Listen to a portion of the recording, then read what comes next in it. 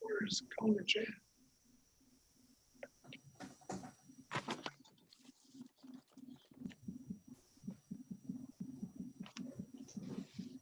You are listening to the City of Cuyahoga Falls City Council meeting on WCFI 96.1 FM.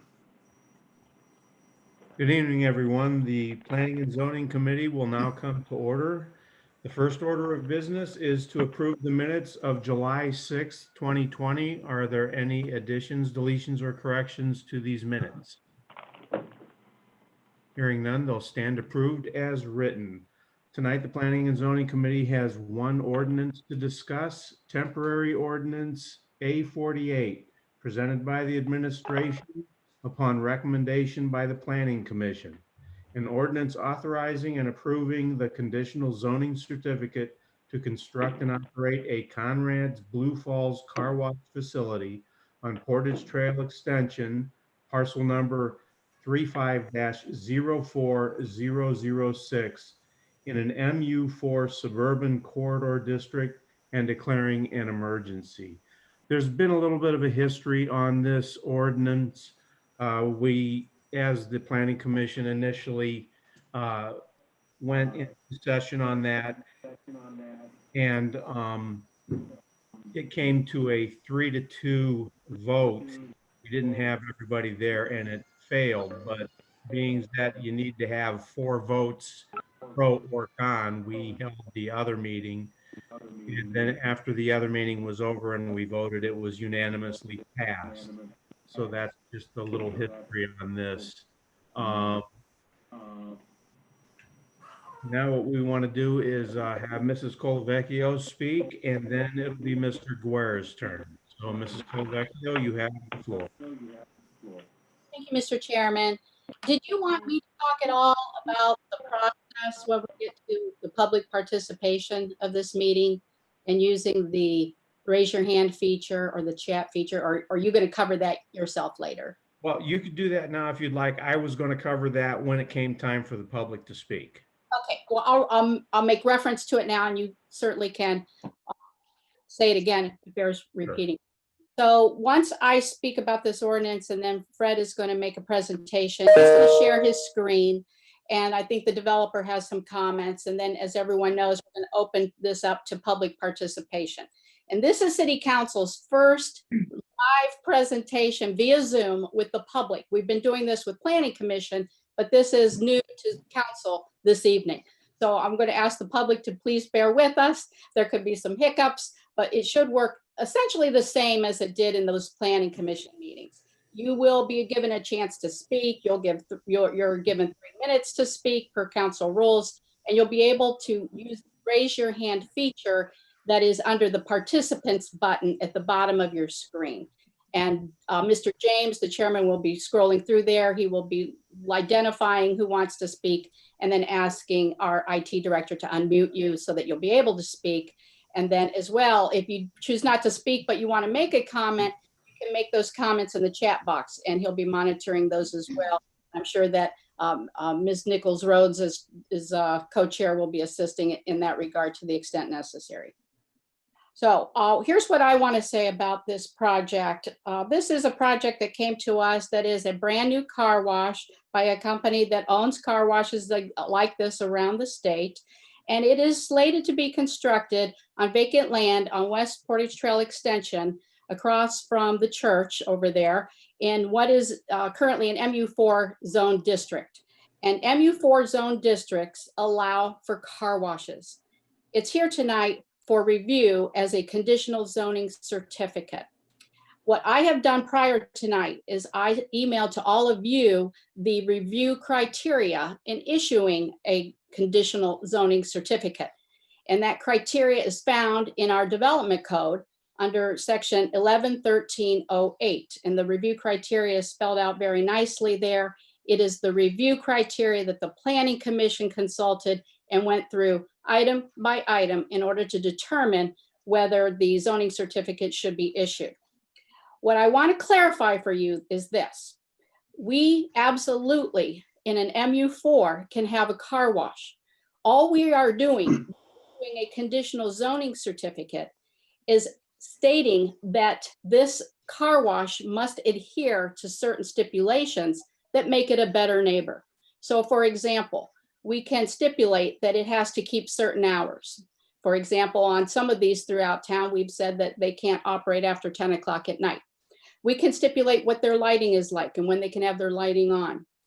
So that's the kind of thing we're doing here, is saying essentially you can be here, but you got to do the best job possible to be a good neighbor, because you're next to a residential neighborhood, and obviously they have concerns about your presence.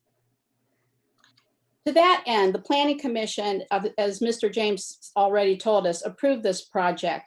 And it was, there was a lot of lively discussion, and you may hear some tonight, but the residents in the neighborhood were very vocal about some of the issues that they had with this project. And at the end of this process, I felt very strongly that the process worked.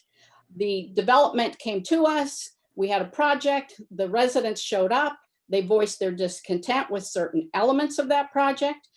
The developer made modifications, good ones, and it's a better project today as a result of this process. And that's what exactly we want to see when we take these projects down to Planning Commission and be vetted this way.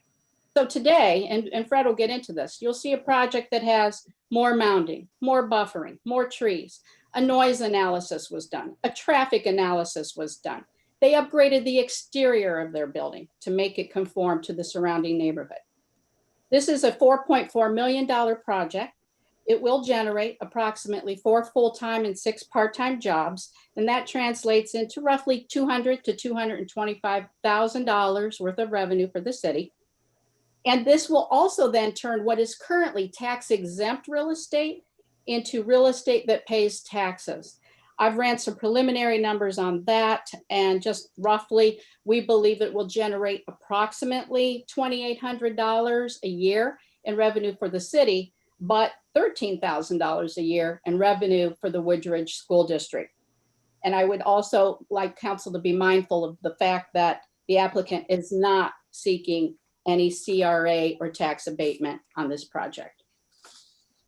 Finally, the thing I want to speak to is a matter that came up at the Planning Commission meetings, and I attended both of those meetings because I thought that this was the kind of project that was generating a lot of concern in the area. And one of the concerns that started to percolate that made my ears perk up was this notion that perhaps there were safety concerns. And I say that to you because this project is on a parcel that is next to another vacant parcel that has an oil and gas well on it. So a lot of questions were posed to the developer and then to the team about how safe that would be. Can you build right next to an oil and gas well? Can you build anything you want? What are the issues with that? Is there a threat of safety to the people who live near this project if you do that? I did not take those concerns lightly. And I want you to know, and I think you probably already know, that the city puts the safety of its residents at paramount interest. And we do not and would not bring you a project that we didn't think was going to be safe. I spoke to Beck Energy myself. Beck Energy is the owner of that oil and gas well. And I spoke to their geologist, a Mr. Rick Reeve. And he described the setup over there, and you'll hear more about this, but essentially what you've got over there is a gas well that has 2 tanks, a wellhead, and a 2-inch pipeline that's buried 36 inches underground that runs from the well to the street. And so immediately the question is, well, where is that pipeline? And if we start moving dirt around, are we going to hit it? And what kind of disaster might that create? Mr. Reeve was kind enough to provide us with a site map, a well plat that I have shared with Fred. He will share that with you tonight. And it's apparent that that pipeline runs directly from the well straight to Portage Trail. It does not zoom and zig and zag. It does not go across the land that we're going to build this car wash on. It doesn't zoom over to Get Go and over to State Road. It is a straight line from the well to Portage Trail. And this constructed building will not interfere with that piping. So I am going to turn this over to Fred at this point, and he will then describe the project in further detail. He'll introduce our developers, and then we'll open it up to the public to speak. Thank you, Mr. Chair. Thank you. Mr. Guerra, you Hey, got it. thank you, Mr. James. Thank you, Diana. I'm going to share my screen. Give me a moment here.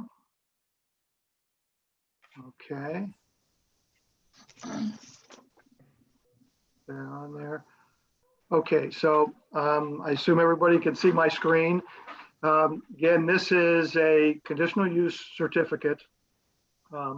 Any car wash that is that needs approval must get a conditional use permit.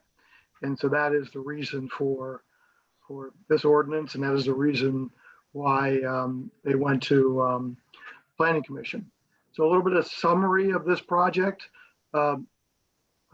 Conrad's Tire Express and Total Car Care proposing Blue Falls car wash facility, and the location is, as you see, is this first section of this larger piece of property, and it is right adjacent to the get-go.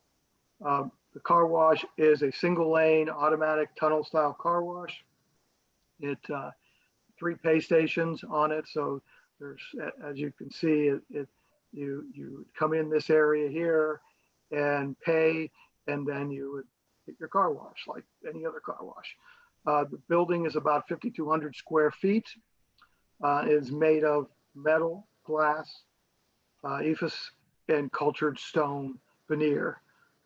And the roof is a clear acrylic panel system, and we'll show a rendering of this as we move forward. The building is blue and gray exterior, and it has the Blue Falls colors and their logo. And the site also includes landscaping, green space at the rear up against the houses on Cedar Hill, and there is green space in the center with also a detention basin there. We're planning on, at this point, 2 detention basins. The area over here is parking for people visiting. I don't know how many people visit a car wash facility, but it's for employees, visitors, and also vacuum system. And probably they will talk a little bit about the vacuum system, because it's a little bit different than typically, because the mechanisms for the vacuums are inside the building. So it's not as loud as you normally get in the vacuum car wash system. The property is zoned MU4, and MU4, as you see, this whole area here, the area arrow is where the MU4 is this light beige color, and that's mixed use. And Portage Crossing and Menards are C1 because they're larger type of commercial uses. And then a little bit to the north, there's an MU3, and then the yellow areas are residential. And you basically have R3s and R4s mostly. R3s are 1/4 acre lots, R4 what we call standard lots, they're around 6,000 square feet. So what's allowed in an MU? MU4, you can do residential, single family, attached, and multifamily. You can do a mixed use building. You can do civic buildings, offices, and retail, and a number of retail uses, of which a car wash is one of those by conditional use permit. The Planning Commission on August 18th, 2020, unanimously voted to recommend approval of the conditional zoning certificate for this file CZ 20-00011, subject to 11 conditions. Now, I'll quickly go over it, and then we have some slides that show what I'm talking about in some of these.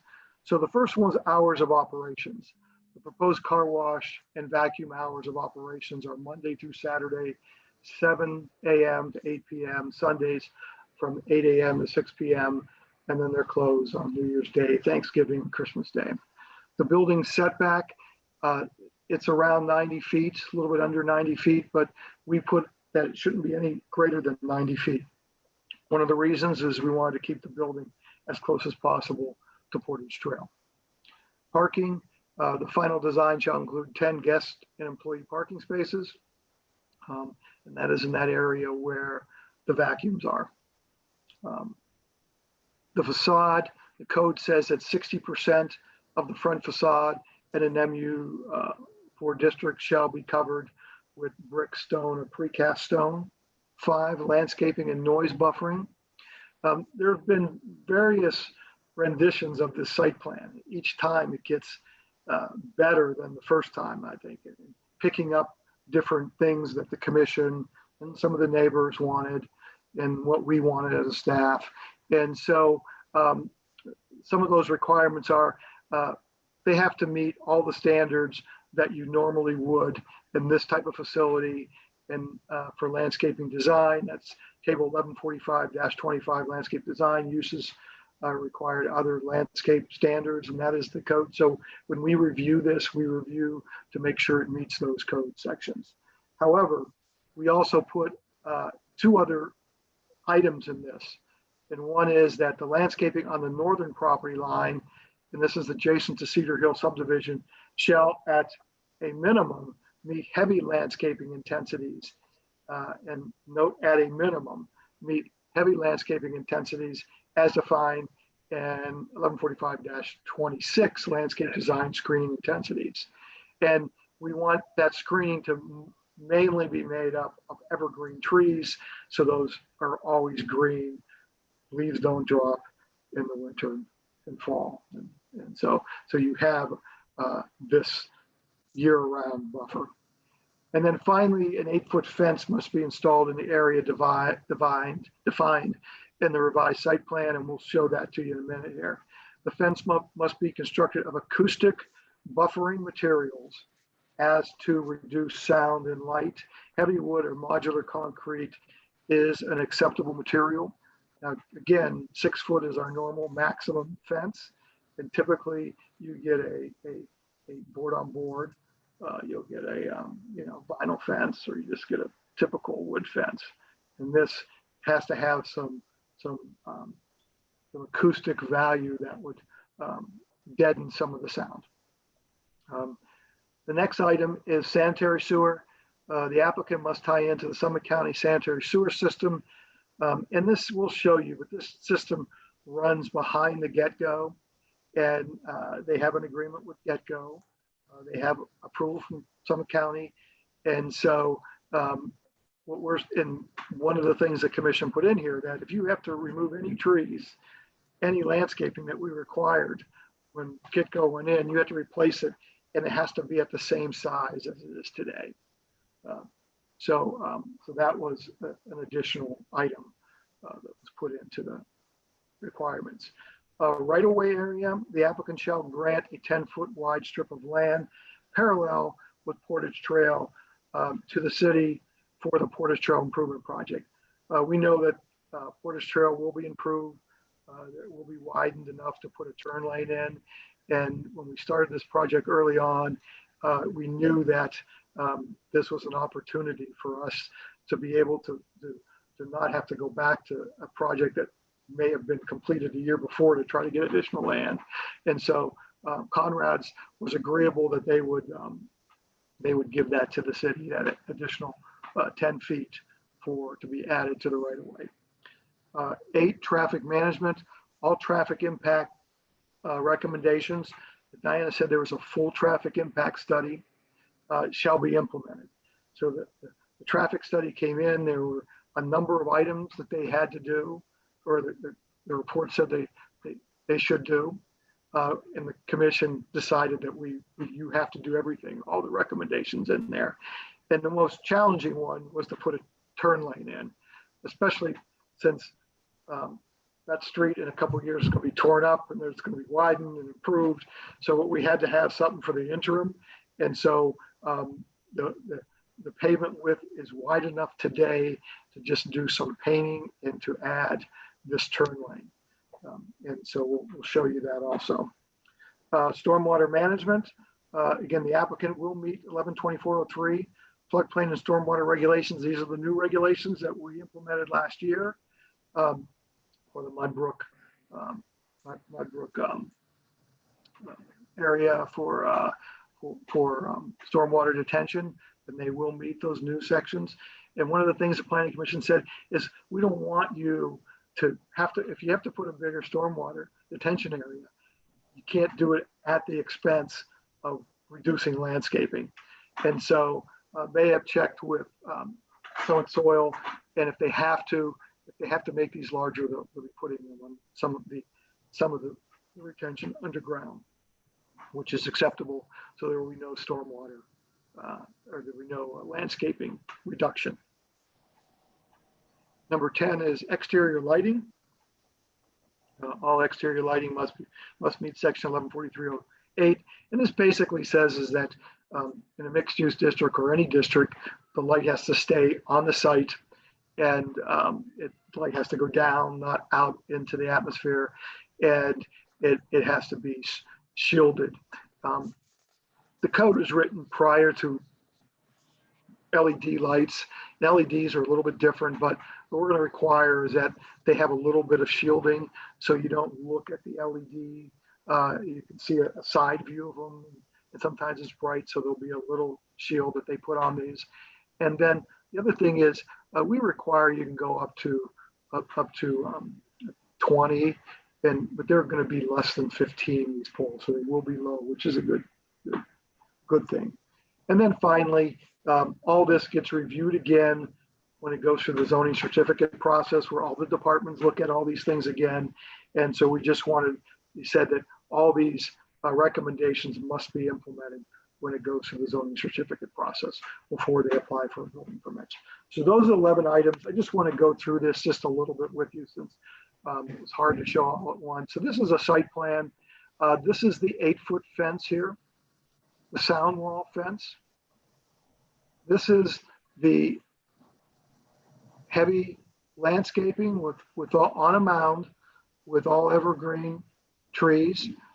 This area here will stay. There are trees already, and you can see the additional landscaping here. This is a cutout of the fence, the acoustic fence, which will be wood, and then this here is just the dumpster enclosure, which is right here. There was a question about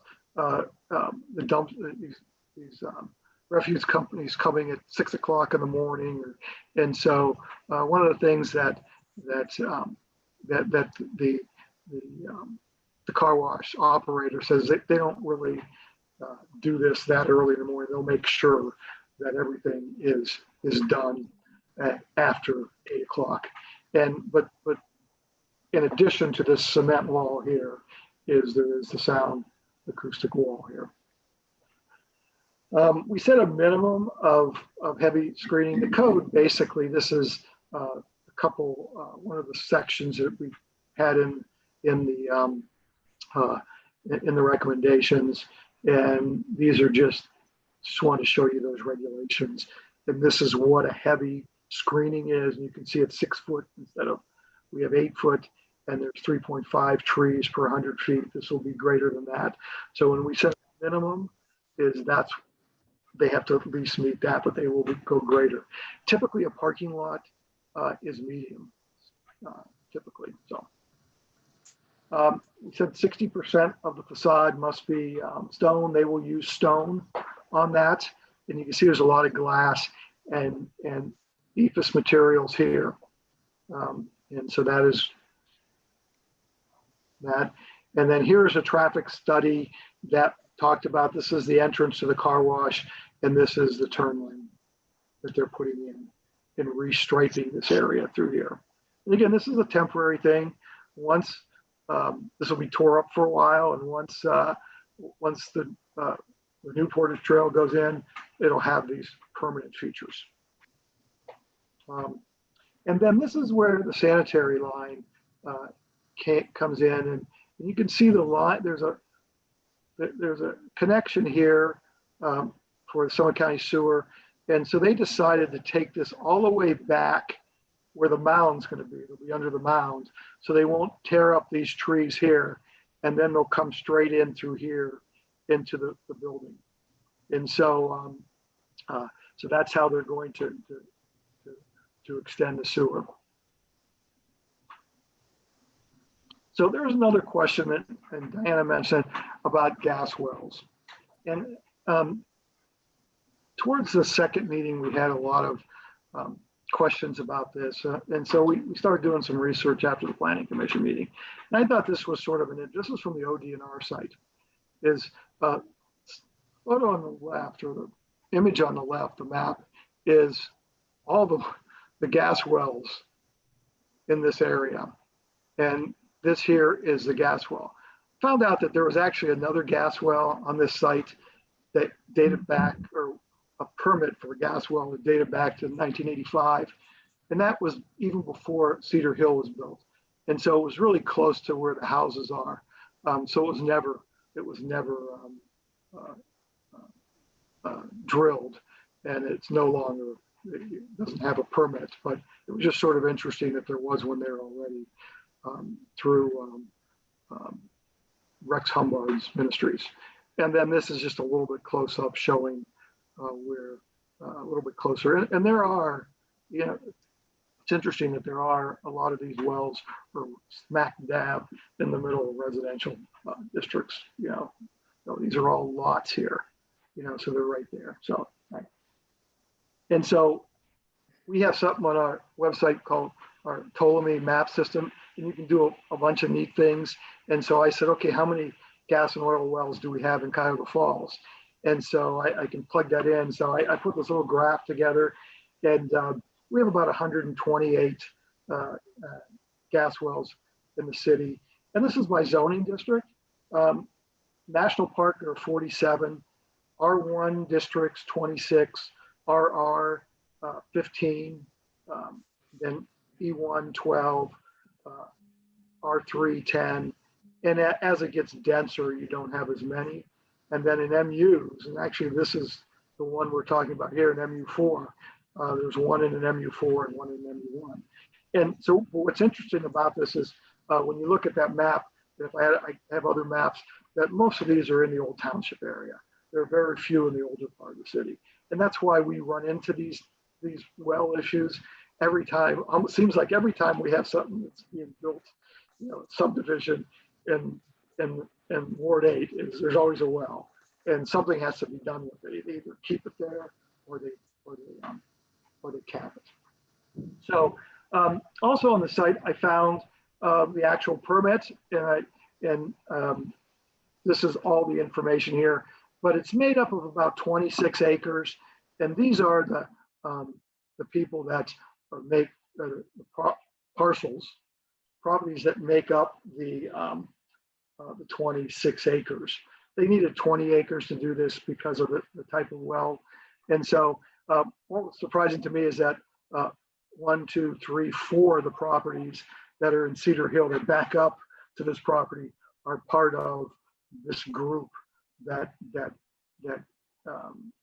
partakes in the royalties of this well. And so there was a question also about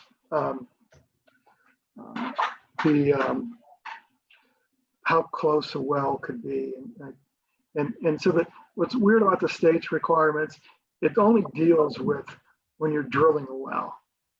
So if you're drilling a well, you have to be 150 or 200 or 100 feet, depending on what it is, and those are from ORC standards. But it doesn't really deal with after it's built, who can build near it.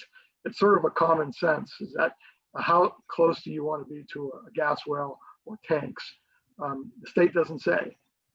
So you have to use your own common sense, either a developer or the rules just deal with the drilling. And so as we see here, and they are right here, the Blue Falls. The wellhead is right here, about 75 feet from the street. And then the tank battery is here. This sales line is what Diana was talking about. This is where there's a line that comes from the wellhead to the tanks. It goes in the tanks, and then it goes out into the system. So you can see all this little area here is where everything takes place, even though it's in a larger 26 area. And this drill area is called Grace Unit Number 1, and it includes, again, it includes those people that were that part of it. And so when we look at this, as Conrad's put together a little map here showing that they're over 300 feet from the tanks to the building. The actual wellhead is probably about 150 feet or greater to the property. So they're in a distance from that. In fact, the tanks are closer to the properties on Cedar Hill, but that is not it. And we'll go into that. It really isn't an issue. It meets standards, even if it was drilled today and the car wash was there today, it would still meet those standards to drill it where it's at. And then I sent you, I got a call from Ronald Midcap from Hannah Commercial Real Estate. And they also met with David Beck, or talked to David Beck, Beck Energy. And he confirmed that there really wasn't a problem. He was told that this car wash was really close to the well. And so he might have said, well, geez, you can't build it that close. But when he saw where everything was, he said that there's no issue with the car wash and the well. There are no distance issues of any potential servicing the well issues. And the application of Blue Cars Car Wash to build should be granted without any issues or delays.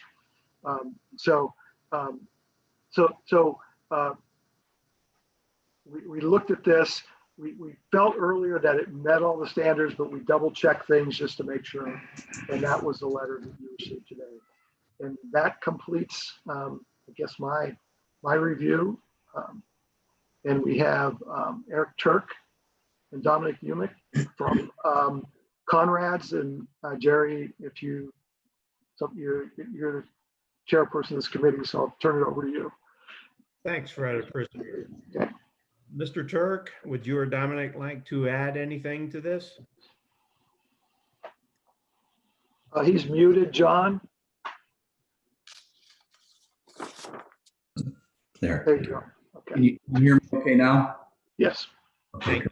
Thank you. Yes, I would like to add a couple things, and if I could introduce my team a little and just talk about our business and add a little to what Fred nicely put together there for us.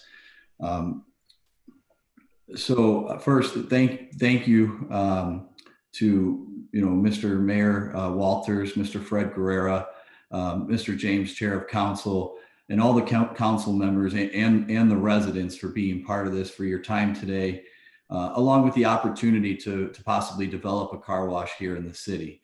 As Mr. James had announced, my name is Eric Turk. I am the CEO and president of the Conrad Companies. With me today, I have Dominic Umick. Dominic is our group business unit leader, overseeing multiple entities in our organization, our 38 tire and auto service centers, along with our 8 car washes that we now have. In addition to Dominic, I have Harold Maxfield with me. Harold is our legal representation from Cabbage, Familio, and Durkin. Hal is a shareholder and a director for their firm. Hal has worked with us on multiple projects over the last 7 years with myself and many years in addition to that with our organization.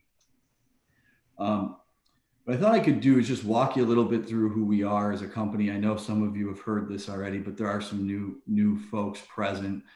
And we are the Conrad Companies. We are a family-owned Ohio business. We've been operating for 51 years, 8 years now in the car wash industry.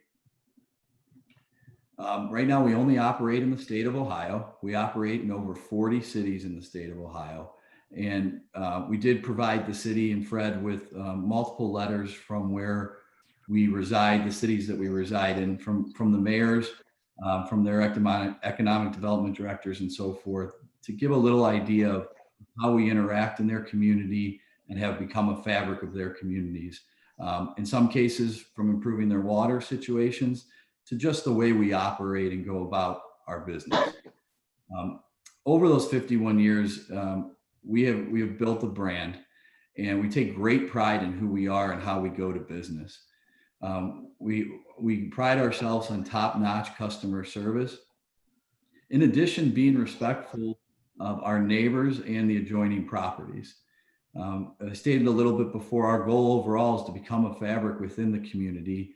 If the residents aren't using our facility, it doesn't work on our end either.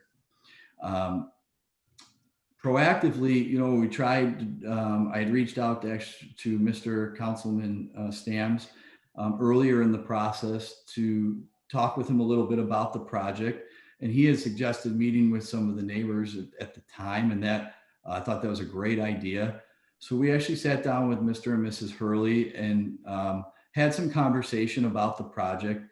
The idea behind that for me was really just to give the residents a face with a name. And I actually gave them my business card. And the idea was, we are not, while a larger organization in the state, we are not a national retailer. The goal isn't to build a box store or a car wash or even a tire store and walk away from that. We realize we're in this for the long haul, and wherever we're developing, and the goal is to be to work together so that proceeds in a great fashion. So while maybe the conversation or the idea wasn't to change someone's mind, the idea was more, hey, if something didn't get addressed here and there is an issue in the future, give me a call. While I directly won't be there fixing it, I will make sure it gets fixed for you, and that we will do our best to resolve the issue. In the case of the actual car wash, we are selling clean. The facility's got to look clean. We are building a top-notch building. The landscaping needs to look sharp and stay sharp long-term for us. We need to have a professional-looking team on the facility. And of course, the product, the vehicle that comes out of the bay needs to be extremely clean, really clean, quality, and dry. We are here today proposing a new tunnel wash. It is, as the city pointed out for us, is right next to a 24-hour open the get-go gas station. It's on the corner of State and Portage Trail. Fred has been in favor of our project, and it did pass the planning with a 6-0 vote. We, over this process of 6 months, have addressed and researched and resolved all the items that have been kind of brought to our attention as a concern or even a condition to approve this. So I just thought before I finished, I'd be a little proactive in addressing some of those concerns. Maybe not as in detail as Fred did, because he did a really nice job, and I know everybody's time is precious, but we put plans together as an organization, as our shareholders, to grow certain areas of our organization. One of those being our tire stores, and one of those being our car washes. We have targeted many cities, one of them being Cuyahoga Falls. We've really been looking into the city for 3 years, working with Fred on different sites. Some were told no go, some we were told, hey, let's talk further. And that's really why we're here today. We picked this site because of the zoning, and it meets other requirements for us. It is zoned M4. It is an approved use. Conditions can be put on it, and we have worked our best to meet those conditions and even exceed them, especially in the landscaping in the buffer area. This particular zoning is the only M zoning that allows car washes. So we were conscious of that. It's M4. It's the only one that will allow it. In addition, 3 years ago, a car wash was approved in the same zoning that is actually open 24/7. So feeling with all that, we felt, well, we have a really good site and a really good city we want to be in, and that's how we got here today.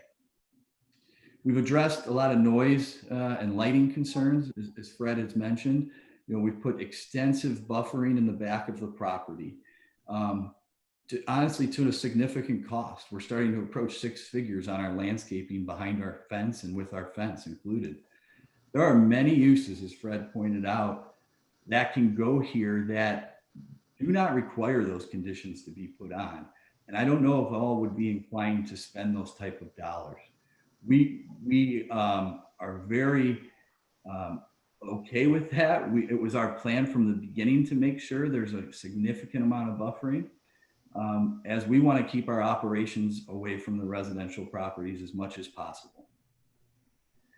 We were required to do a traffic study, which we did and hired a third party to look at it, and whatever was suggested, we now have followed and provided a drawing, along with granting the 10 feet of land in the front of the property. We submitted those drawings to the city, and in regards, if you look at the site plan, there's actually 3 stacking lanes. We've built car washes with 2 stacking lanes that have sufficed the stacking and not created any problems on the road. We knew that we wanted to exceed that standard here. And so we have a 3rd lane, which we may make members only at some point, but it allows for a significant amount of vehicles on any peak day to be covered on the property and not to cause issues with street or Portage Trail. In addition, we know the road widening projects will be happening, and we're excited for that, as it'll free up that area just to, for transportation around the whole area. The car wash in general is not a driver of traffic. It feeds off the traffic that is already there. You're not going to drive 7 miles, 5 miles even to go visit your car wash. It doesn't bring more traffic. It feeds off what is there. In regards to the stormwater, there was some concerns there, really, that we would reduce our landscaping plan if the 2 basins on the plan were not sufficient enough size. We reached out to Summit County, and we were pleased to learn that we could build underground if that were the case. And if that is the case and it exceeds those 2 basins, that's where we will go with our development. We will not change any part of this landscaping plan or buffering. In regards to the sanitary, there was also concerns. We were able to get with Gitco and get an easement, and we're going to go through that process, and that'll all be set up. But there was concerns that our sanitary would add on too much water to the system.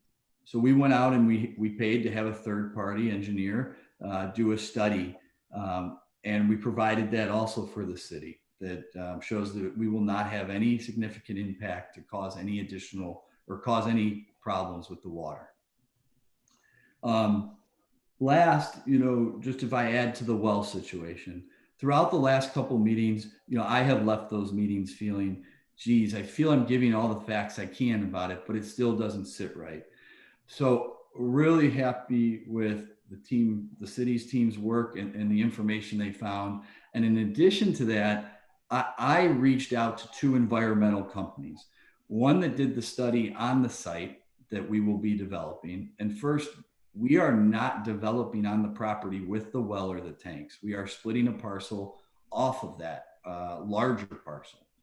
And both environmental in the city all provided the same information. There truly are no rules and regulations related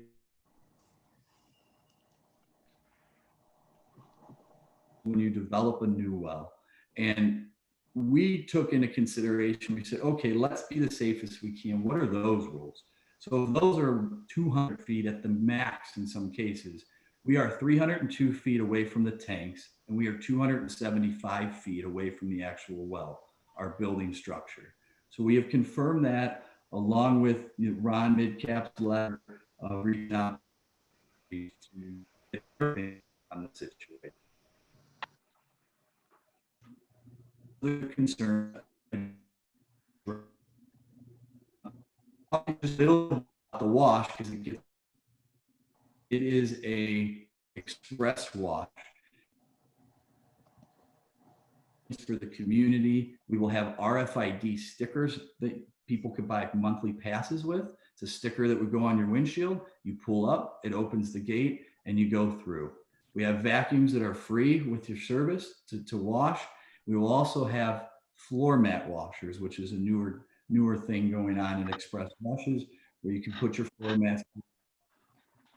Our wash is very environmental friendly, and the other places you wouldn't want us to use the recycled water, but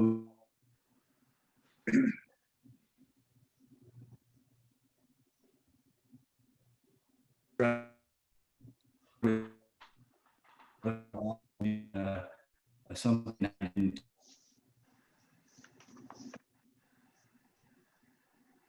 I don't know, maybe Dominic could finish this up because you're breaking up, Eric. Okay, I'm sorry. Yeah. Dominic, are you there? He's muted. We unmute Dominic. You're clear now, but you weren't there for a while. So. Where was I not, Fred? I don't know, maybe the last minute or so. Okay. Last minute was just about the wash being environmental friendly. And I'll turn that over to Dominic if he has any. Sorry. Thank you, Mr. Turk. I'm sorry, which one's Dominic? UMBK.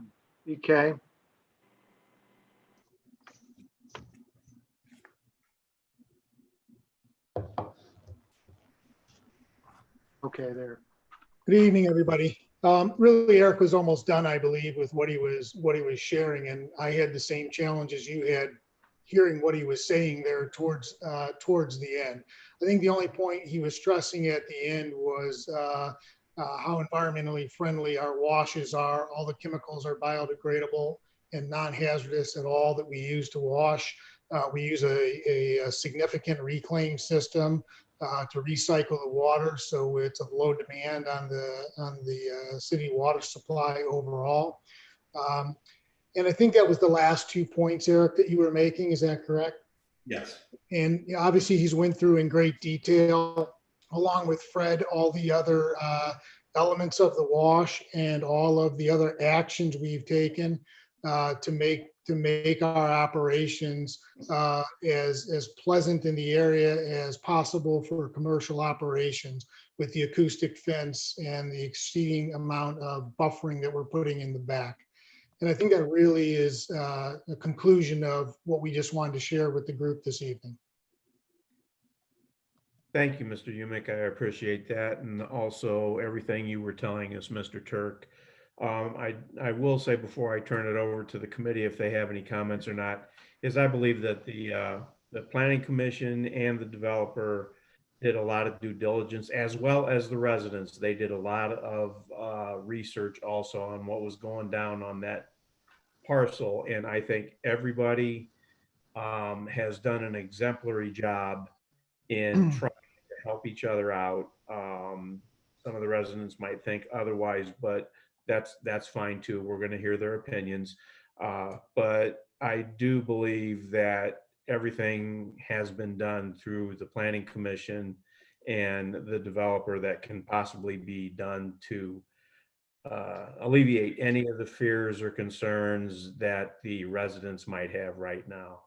So with that, I will ask if there are any comments or questions from either Ms. Nichols Rhodes or Mr. Miller. If you do, please raise your hand. If not, then I will go to the council and ask if there's anybody that would like to make any comments through council. Mr. James. Mary. Go ahead, Mr. Stams. Thank you, Mr. James. I certainly appreciate everybody's time and attendance tonight. And in the past couple of months, like some of you have sat through the Planning Commission meetings, and it hasn't been easy. But democracy isn't easy. Sometimes it's like making sausage. And with all due respect to the business owner, I see it as quite a compliment that he wants to come to Cuyahoga Falls and open up business. I was born here in Cuyahoga Falls. We raised our children here, and we've got a lot of Cuyahoga Falls pride. And that's a awfully, I see it as a compliment, and I certainly respect your business model. But I have a job to do, and it's not that, it's more than just a job. I believe in representing the people of Ward 8. And when they came to me, and I think 500 of them strong, signed the petition on their not wanting the car wash. I went out and met with them, and I listened to them, and I support them. I'm not so sure, looking at the plan going forward for Cuyahoga Falls, that I think we have close to 6. This could be the 7th car wash, maybe in within 2 miles of the proposed site. I'm not so sure the demand is there for another car wash. In fact, I'm worried for the existing car washes. Quality Scrub, as we all know, there at the end of Graham Road, is almost, you could say, a landmark. And then I've been contacted by the Laser Car Wash on Portage Trail, closer to the fire station, and their concerns. So going forward, economically, I'm not sure how much this is going to benefit the city. I'm afraid maybe one of those businesses may be put out of business. As far as environmentally, the conditional uses, as you've heard, granting of the conditional use has the potential to produce negative impact on adjacent properties, and listed as a vehicle wash and detail, and Conrad's fits that description. So environmentally, I have some concerns for the existing property and the adjacent property and the neighbors, and where do we want to be in 5 years? Where do we want to be in 10 years with this development? I see under the conditional use, and I'm reading it under 1133.03, is any conditional use is subject to the review criteria for conditional zoning, and I'll get to that in a minute. The director, commission, or council shall make this determination in order to best protect adjacent property, the public welfare, and bring about the purpose and intent of the zoning district and these regulations. Well, I think Mr. Guerra's talked about zoning enough that you heard it. I think I'm here to talk about the public welfare and the protection of adjacent property. With all due respect to the Planning Commission, the first vote was 3-2, I believe, 1, and the proposed development failed. When it went back, it passed unanimously. But I can't help but thinking, as that first vote was taken, considering the review criteria, and I'd mentioned I'd talk about that, under the review criteria for a conditional zoning certificate, the request has to be harmonious with and in accordance with the general goals and objectives, or with any specific goals and objectives of the general plan. And right now, I'd just like to maybe be clear, since I am new to council. The question for Mr. Guerra is, what is the goals of the general plan? Well, Answer that. Yeah, the goals of the general plan are basically the plan is the basis for the code. And so when we said goals of the plan, so the goals of an MU4 district would then be shown in detail in the plan. So the way it works is the plan is a plan. This is what we like to do. In our case, we did the plan through Ward Charette's. Residents come up with things they wanted to see. Then from there, we created a code that would allow those type of things. So there are those, I have to say that there are uses that transcend different zoning districts. Ideally, mixed use is something we want to see both residential and commercial. That's why it's called mixed use. In this case, you have about 14 acres. And so of that, this small portion of it would be commercial. So I don't know, it is allowed. The plan says that as I don't have that slide with me here. I have it on my side computer, but the plan does say that we want to see uses that are retail type use or residential, or so it meets that. Just quickly about harmonious is one of the reasons you have a conditional use permit. It's conditional based on meeting these requirements to make it more harmonious. So for example, if this was just a site plan approval, we wouldn't have as many items that you need to meet. Typically, if this was a retail store, a 10,000 square foot retail facility, it doesn't have as many requirements. If it was under 8,000 square feet, it wouldn't even have to go to planning commission or city council. It would meet setbacks that would, because it has a lot more parking, and the building would be closer to the houses in the yards on Cedar Hill. So in this case, we were able to push it forward. There's a lot of landscaping.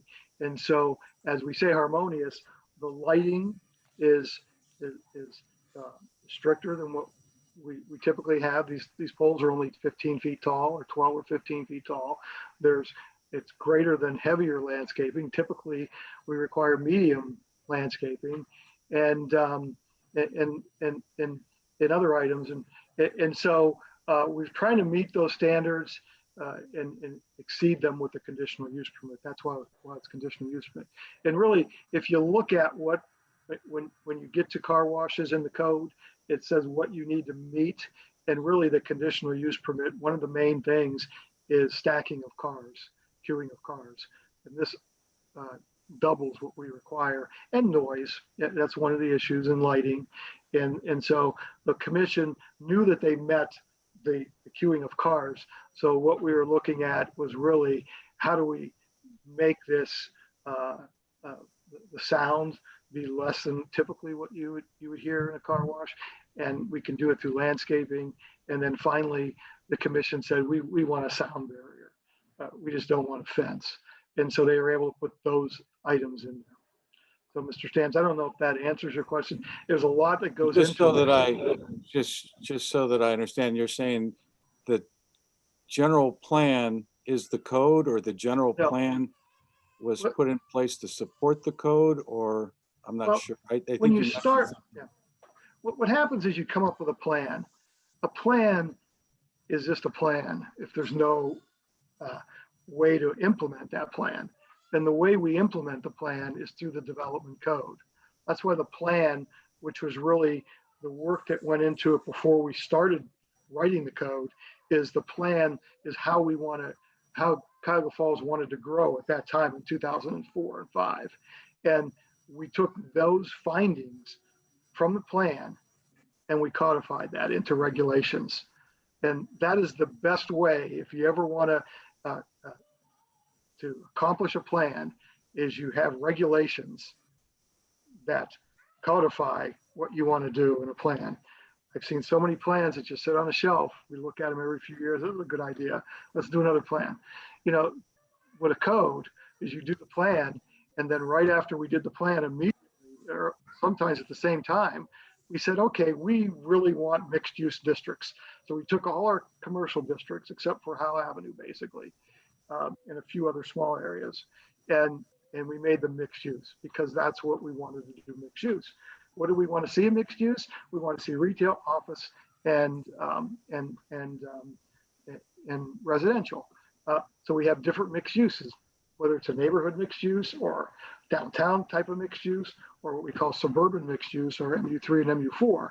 MU3 and MU4 are mixed uses that we try to, we have a suburban area that's always going to be suburban. It occurred after World War II. Things were different than the original development of the city. So there's more flexibility in MU3 and MU4. As I think Eric said, is that this was the only mixed use district that allows that. So it's MU3 and MU4 allow a lot of the things you'd see in a commercial district. And so the only thing is that our plan, the way we accomplish most of our plan is through the development code. And so the plan and the code are pretty much interchangeable. So when we talk about being harmonious, we're talking about being harmonious with the code. With the code, sure. Harmonious means is we want this, when this gets built at the end of the day, we want it to be harmonious with the neighborhood. And so we put a conditional use permit to put those extra items on this to make it harmonious. So yes, when we say harmonious, it's, you know, it's already, the code already says you can do this in this district. So it's not like we want to put a machine shop, you know, in a mixed use district. We don't allow that. So we know it's not harmonious. We already determined it's not harmonious. But wait, and if I just stop you for a second, if the Sure. machine shop is allowable per code, but it's not, I'm confused now, but then you're saying it's not harmonious. If you could explain that to me, Okay. please. All right. So a machine shop is allowed in an E1 district. So we determined. But that, this is not an E1 well, district. I'm just saying is that's how we determine. So you can't put a machine shop in a mixed use district because we already determined it's not harmonious.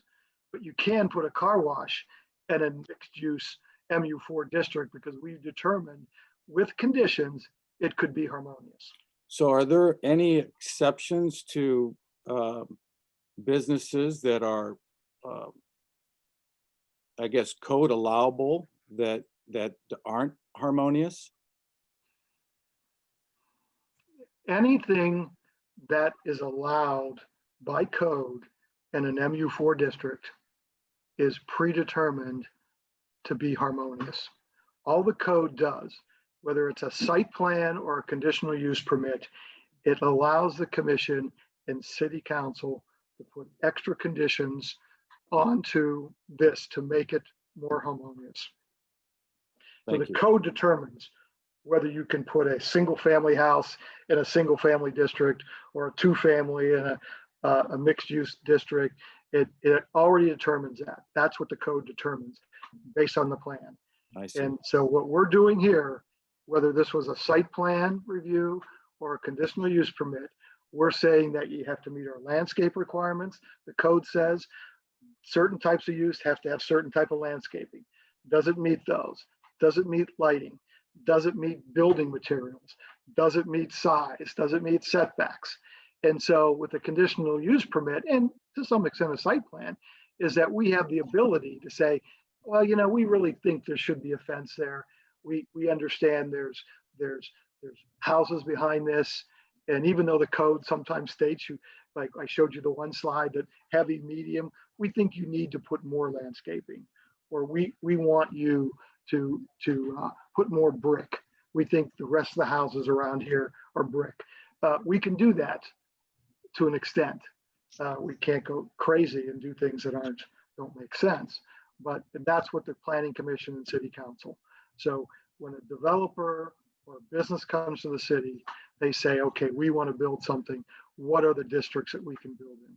We typically say you can build in these districts, and if it's a car wash, you also need a conditional use permit, and so you have to meet these standards.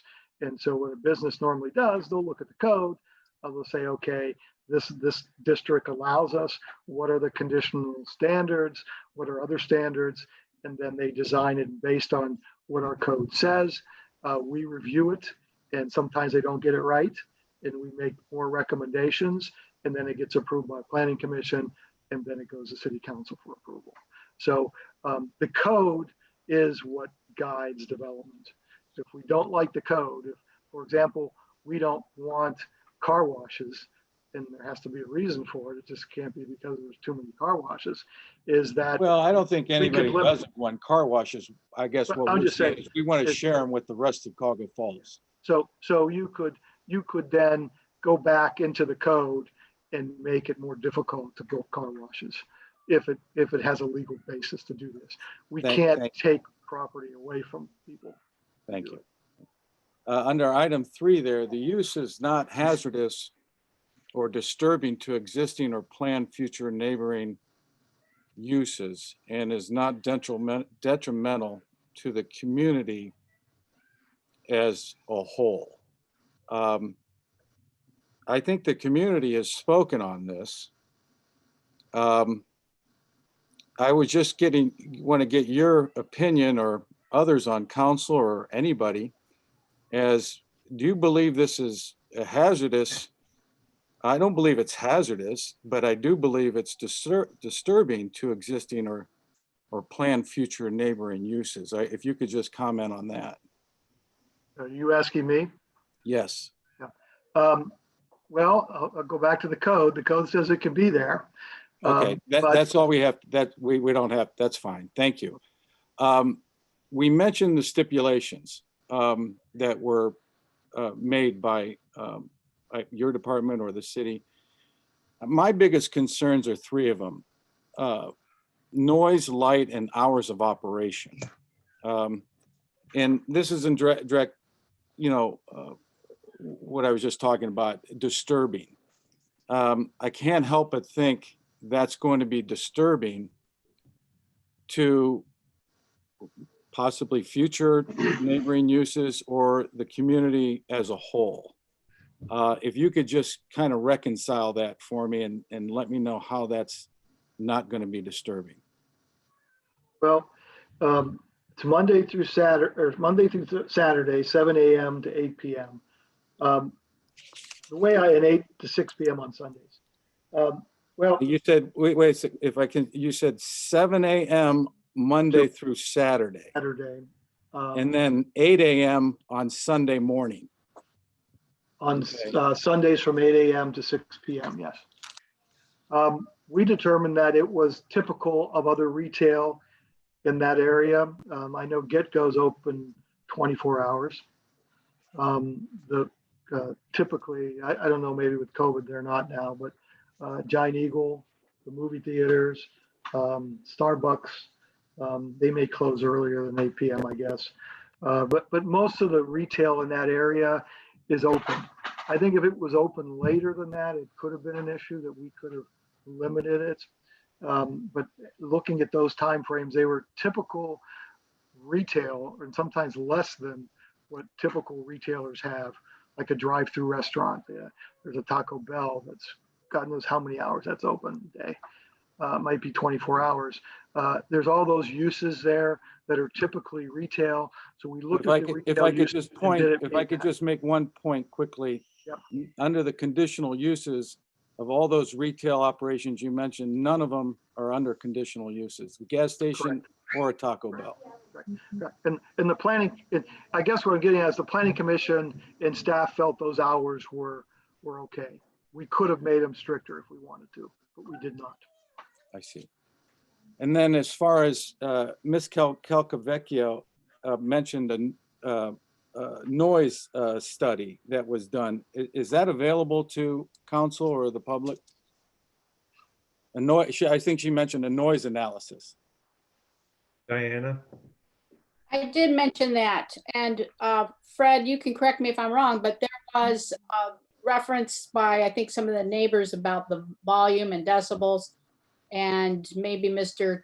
Turk can also weigh in on that. I thought that there was a study done, or there was at least something presented that talked about how many decibels this car wash will produce and that was within certain limits.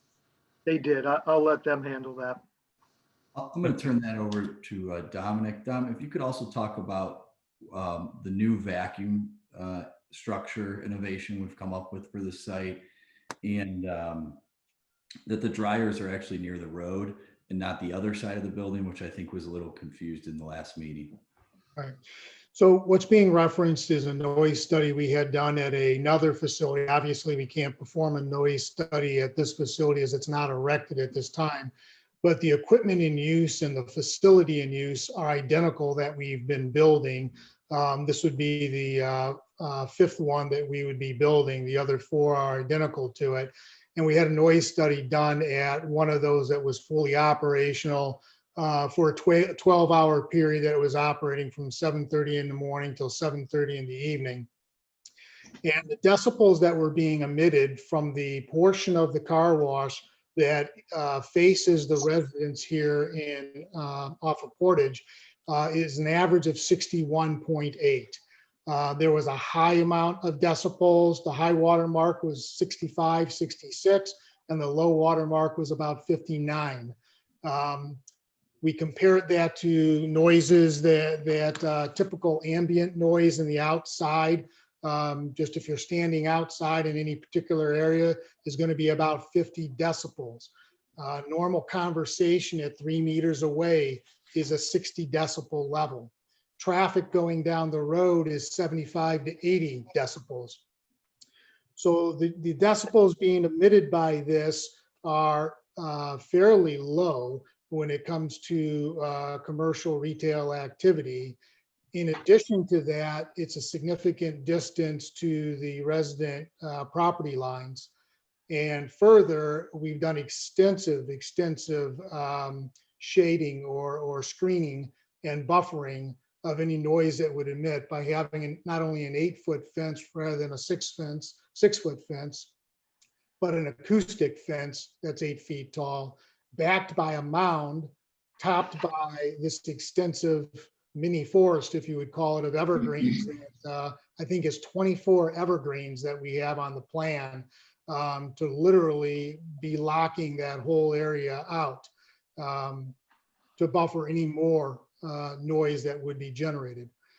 The noisiest part of the vacuum of the car wash is the drying mechanism, which is at the other end of the car wash, the end that faces Portage.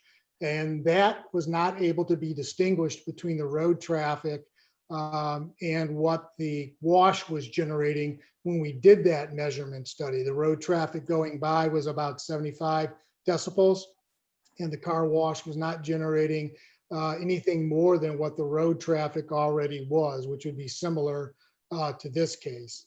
The other two sides of the car washes are even lower decibel levels than the rear because there's no opening there. It's glass all the way down on each side. So you're really not having noise come out of those sides.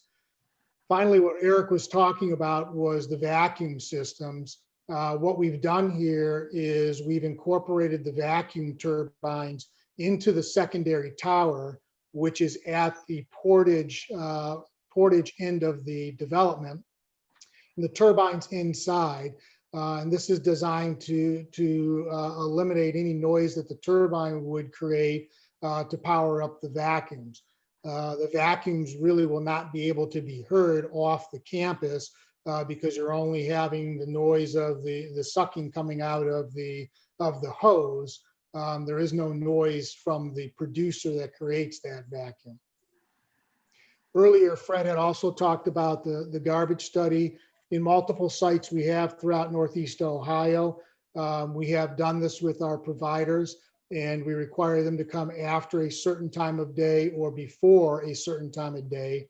In this case, we have requested, and they have confirmed, they will not come before 8 a.m. and they will not come after 5 p.m.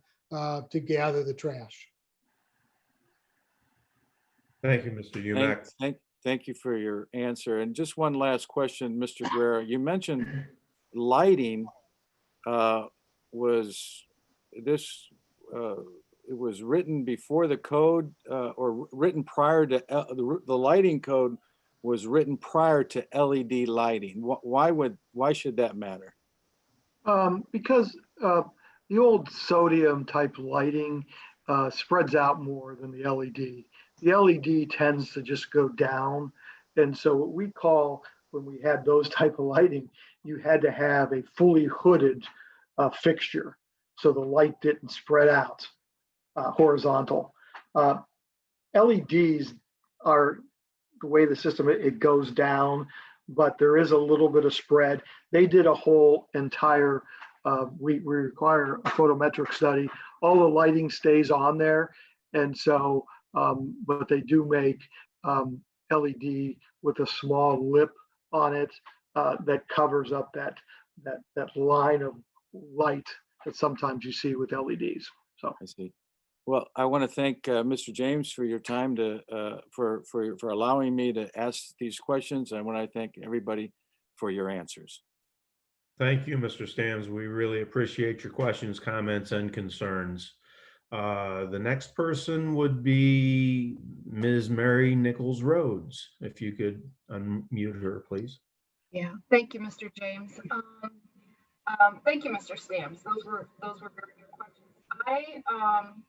When I take a look at a project that's outside of my ward, and I imagine other council members do too, the first look is because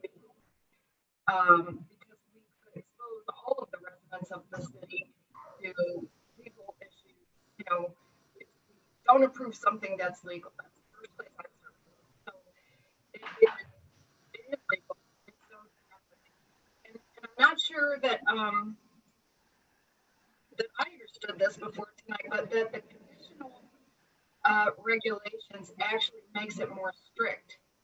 So yes, it meets the zoning requirement, and now yes, we're looking at conditional things that can be manipulated or created or discussed with everybody. And that's where the public has made such a huge contribution to this project. So I read through the minutes from the Planning and Zoning Committee meeting when this was approved, and of course I've received emails, which I appreciate, and even a snail mail letter, and I'm not sure if it was I'm not sure which person first brought up the oil well, but that's a significant thing, and I very much appreciated that was brought up, and I really appreciate all the follow-up that the city has done in that regard. And Ms. Colavecchio, the fact that you spoke with the geologist and got the site plan for the oil well is very appreciated. So when I read the minutes and looked at everything, there's so many things that this project has in favor now that hadn't started out that way. So I would just really think that the residents created this best possible package with the 15 tall lighting, with an 8-foot fence that's also a light buffer and an acoustic barrier. I did want to mention and ask Mr. Guerra, in the minutes, when it talked about number 6 on the stipulations, it mentioned how Edgo had already put in the landscaping and everything, and because that's going to have to be some of it removed for the sewer, then it would have to be replaced. And it was mentioned in the minutes that would be a cost onto the developer, but I didn't see that written anywhere in the final stipulations. Go ahead. Yeah, we're not sure that anything has to be removed. The commission just said, if it's removed, you're responsible for it. Okay. That's all. And we'll put that in the zoning certificate. Where there's stipulations that go with the zoning certificate too.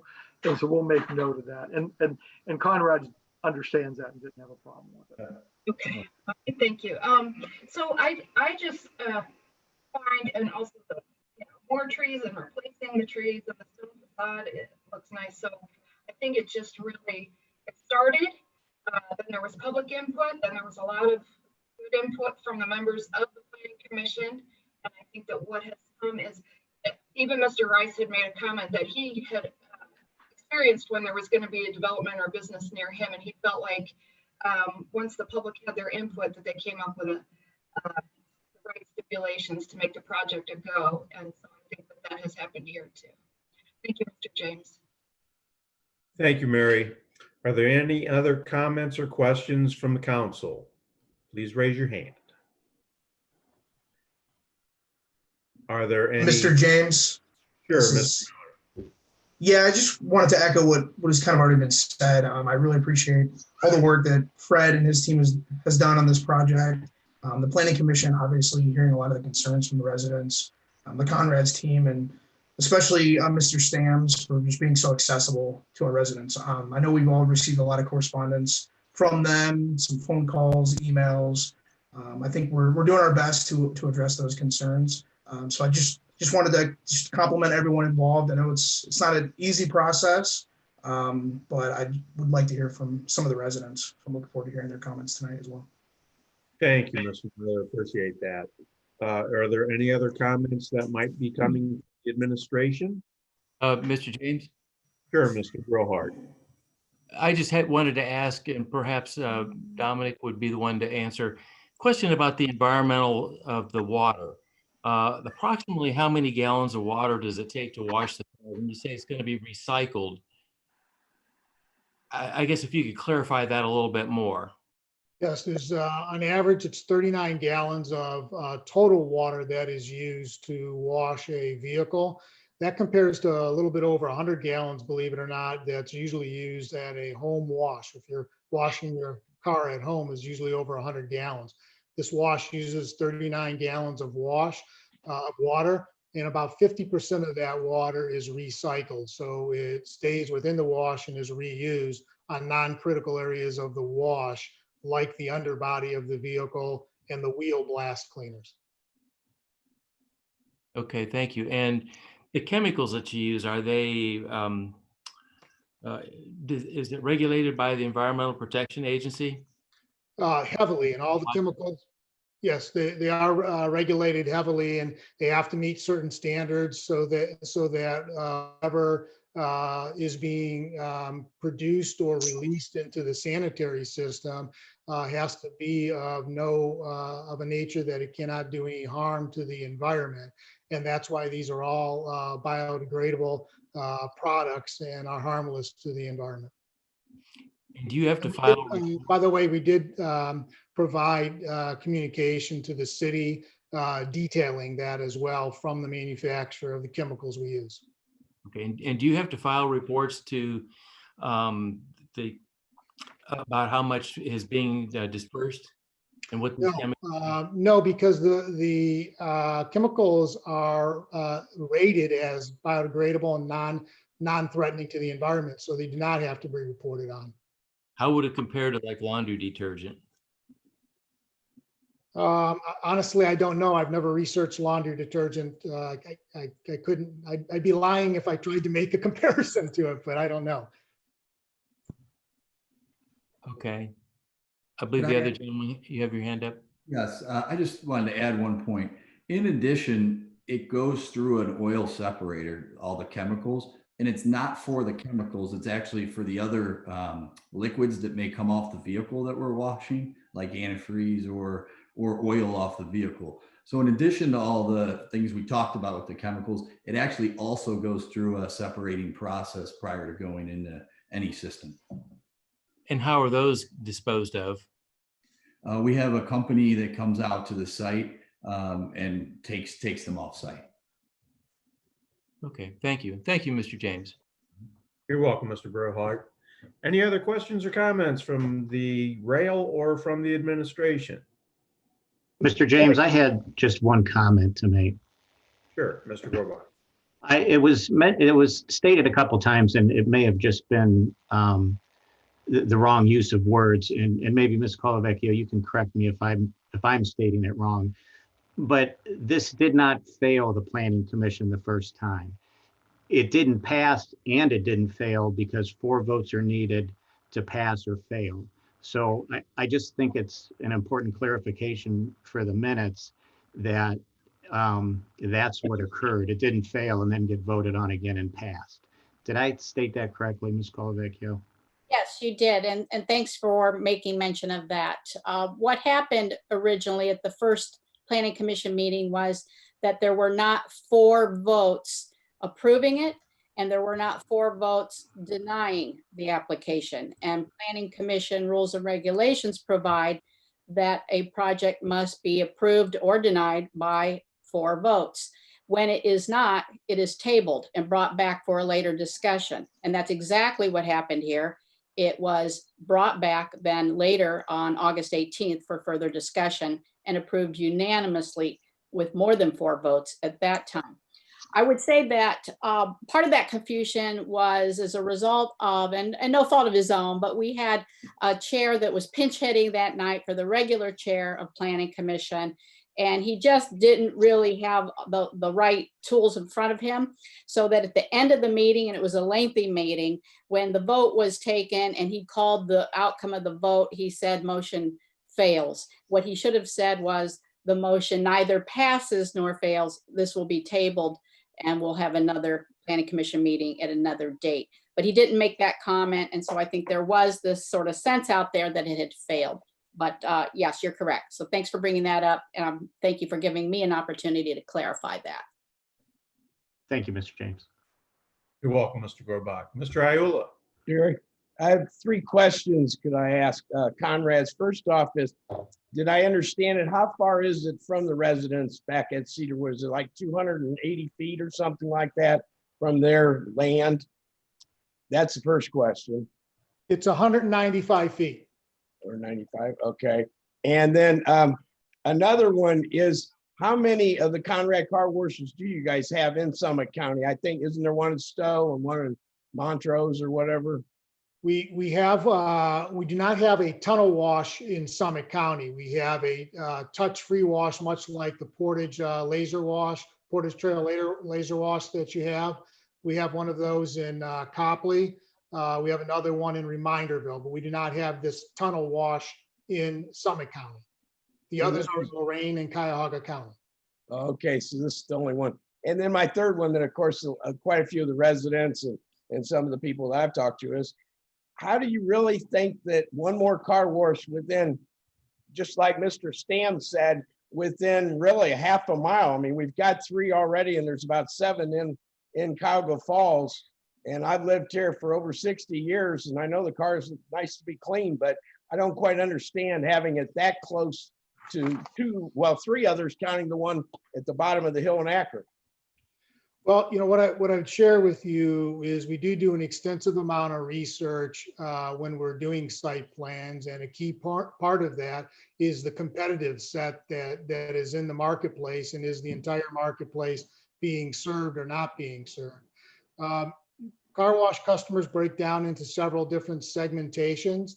As an example, the having operated laser washes, the touch-free wash like your Portage Trail laser wash, that's really a niche customer base.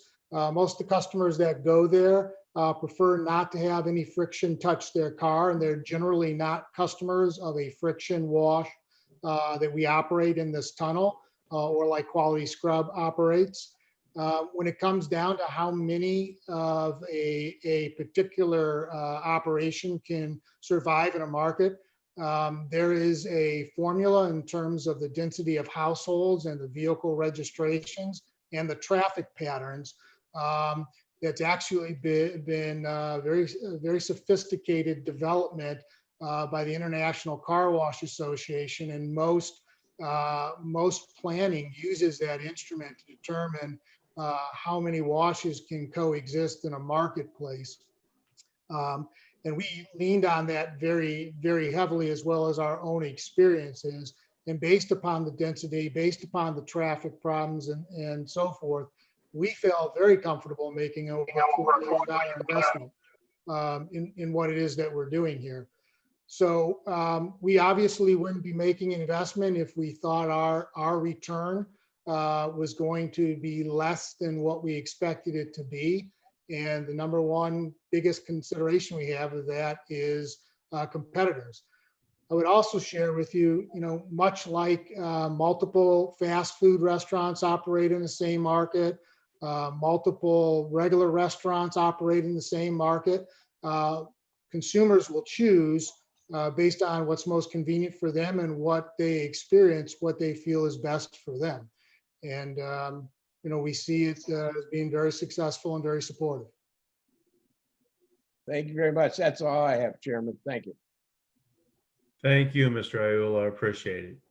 Okay, if there isn't any other questions from the rail or from the administration, I'm going to start turning it over to the residents. And if you have anything that you would like to say, please raise your hand there.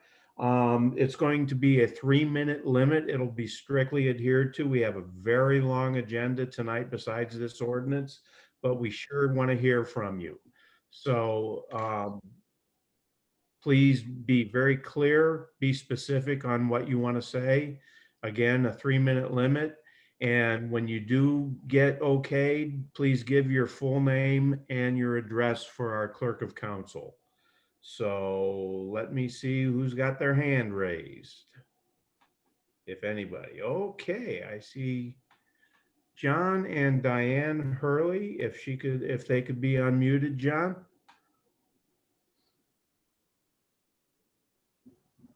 Okay. There we go. Thank you. Thank you for the opportunity to speak. I won't mention all the members that are involved tonight. One of the things that I'm concerned about as a resident is that we're not seeing the forest from the trees here. This tunnel wash, we had a chance to go see it about a little more than a week ago, and it is remarkably large. It is a huge structure. And I am concerned that no matter the conditional uses we put upon this structure, that it's not going to fit in this little intimate piece of property close to our residential areas. Fred just made a little mention about hours of operation and compared it to other businesses, but that doesn't ameliorate our concerns as residents living next to this thing. So that's one of my biggest concerns. The other one is that I was listening to Fred speak and his desire for mixed use zoning to attract multiple different types of businesses. And I just get this feeling that bringing this very large structure in there is not going to be very attractive for the mixed use zoning that he is envisioning. I had one other thought that came to me too. This car wash is so large, and I know that these are fairly new structures. They hold 15 cars in a glass tunnel alone. And I was just curious too, if this is a relatively new thing that also might have superseded the zoning when the mixed use zoning was first done. I know other people are going to speak to this as well, but I just want to make my quick reference to it and then stop talking. One of the things with this conditional use zoning is that it should sort of not draw attention to itself. But this long tunnel that's lit is probably one of the main marketing things that it's drawing attention to itself in this property. Again, it's a huge structure. It's glass. It draws attention to itself. And I am very concerned that the very successful zoning that has been done and development that's been done with Portage Crossing is now going to be sort of truncated by this large car wash. I just feel like it's not the best fit. And I think those are the biggest concerns I have. Thank you. Thank you, Mr. Hurley. I was just going to ask one last favor though, just since I'm on, can my wife have her word to say too as another resident? She can start another 3 minutes. Absolutely. Mrs. Hurley?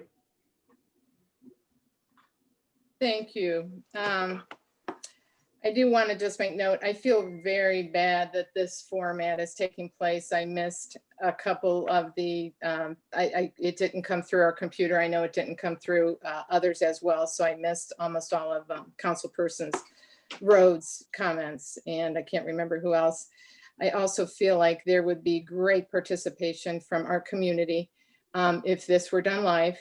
I just want to make a note that because there's probably going to be very few of us that speak, I just don't want the council to dismiss the fact that this it's a huge opposition for this car wash going in this area. I also want to stress too, I don't want to categorize us with another one of the Ward 8 oppositions that are against any development going up in what they say their backyard. We are not that group of people. We welcome development behind our adjacent property. We chose to live there. We knew that development would take place, but this car wash, as my husband had stated, this long glass tunnel is not conducive to right behind our home. I want to say that language like hidden, tucked away, no adverse effects, non-intrusive, no problems with the residents. This is language that has been used in the Planning Commission meeting, even for the cell tower. The cell tower that has no traffic, no noise. I just feel like that language should be used. It's a conditional use. It should be de-emphasized. It should be hidden, tucked away, no adverse effects, non-intrusive. This glass tunnel elevation is so high. One of my concerns too is at 11:30 p.m. on a Saturday night in Strongsville by the Ohio Turnpike entrance was one of these car washes, which was probably a very good place for it to be given the land and the usage there. How is that lighted tunnel going to be hidden, tucked away, and non-intrusive? That's my concern. Invite them, Diane. Invite them, council, to see the building. Thank you, Mrs. Hurley. Fred, do you have an answer, or Mr. Turk? I could answer maybe to some of the questions. I think most have been addressed. You know, related to the size of the building, I don't think we had any, we're meeting all the guidelines based on the zoning. My understanding is a hotel is an approved use in this zoning. And I'm pretty sure our building is not taller than that. The lighting is not lit up like it is, you know, at 6, 7, 8 o'clock at night, the same that it is, you know, at 11:30 p.m. All I can say to the lighting is we are actually following all the guidelines and keeping all the light on the site. I'm not sure if there was another question I'm missing in there. Would you like to unmute Mrs. Hurley, John, real quick? Thank you. Oh, I'm sorry. Can you hold that for me?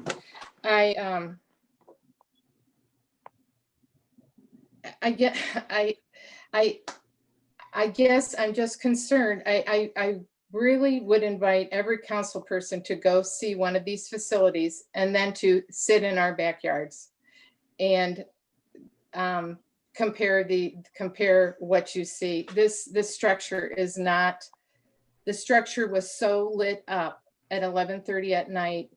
I can't imagine that being on the back of our properties and being harmonious with the land coming up from the west, from all the development that has taken place from Portage Crossing, down Portage Trail Extension, for Child Time, through Portage View West, to Portage Bluff, and then the new SUMA building.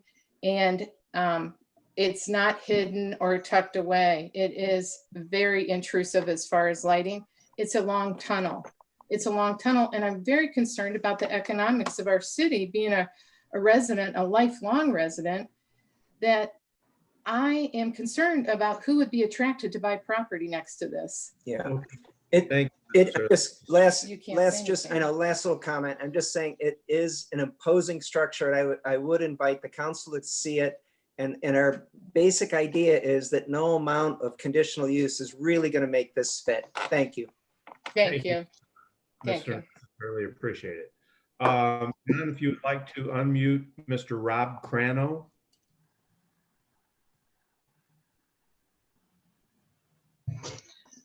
Hello, can you hear me? Sure can. All right, thank you. Rob Crano, I am 7-6 Cedar Woods here in Cuyahoga Falls. I've been through these planning commissions and I just want to say thank you to everyone who has participated and been involved in the process. It is a very tenuous process, but my concern is very simple. There's no benefit to Cuyahoga Falls or its residents by this car wash coming in to this facility. My property abuts directly to it. I'm the one who's going to have to deal with the sound. I'm the one who's going to have to deal with the young children who I have playing in a pool in my backyard, who have to then smell fumes, who then have to deal with sound, light, other issues that takes away from my little oasis that I purchased. Now, I moved into Cuyahoga Falls here. I've loved this place ever since, but this is beginning to change my mind pretty quickly. I don't understand the economic value in any way that this could possibly offer. You are going to siphon directly proceeds from other car washes to build another one that the residents don't even want here. So it doesn't make any sense. My property value will decrease while at the same time you'll gain some tax revenue from this new property. They basically nullify each other out. There's no point in Cuyahoga Falls having this car wash here. I don't mind if you wanted to put it somewhere else, but there are so many car washes in this area. And as Mr. Turk stated, as Mr. Stam stated, no, it will not bring any additional people into this area. It will not drive any revenue into this area. All it's going to do is take away from the ones who are already here. I don't see the point in that. And then adding this monstrosity of lighting and advertising that's going to be on this road that's already congested half the time. I'm going to have trouble with explaining to anyone to come by my property because when I look to move away from this area because of a car wash in my backyard. So that's my expression. We have over 500 people who have already signed this petition. I think it's pretty clear. The people don't want it. You, the council, it's your responsibility to listen to what we want, your constituents. I'm begging you, I'm imploring you, vote no on this. This is not what the people want. The people do not want another car wash in this area. I understand that your hands may be tied with the zoning. It's your job to look for those opportunities to change that because we, the people, are asking you to please vote no on this. No one wants it here. No one. Go ahead and survey the area. You won't find a single person who says, I want another car wash right here. Find something that's profitable. Bring in an office. I'm all for that. Thank you. Thank you, Mr. Crano. Appreciate your opinion. John, if you'd like to unmute Nesreen Klossman, please. Hello, can you guys hear me? Sure can. Thank you. My name's Nesreen Klossman. I'm at 124 Cedar Woods Drive. Thank you again for the opportunity to speak during one of these kinds of meetings. So I know a lot of people have already mentioned some of the concerns that we all share because we all live in this neighborhood. We all have had these conversations with the Planning Commission. There were two things I really wanted to make sure that I made clear. There does seem to be an assumption via some email responses I've received that the reason we're fighting the car wash is because it's in our backyard. And I know Diane had mentioned that as well. I was told actually in a correspondence that people don't care until something like this is in their backyard. And I can appreciate the honesty in that. But let me be clear. I saw the sign up that this land was for sale in the winter. So I knew something was coming our way, and that's not my issue. I love the development that's flourished in our city over the past several years. It's much better than the pile of rubble that Montgomery Wards was my entire childhood. It's, again, like everyone has said, the type of business that's coming into this property. Everyone's mentioning the landscaping.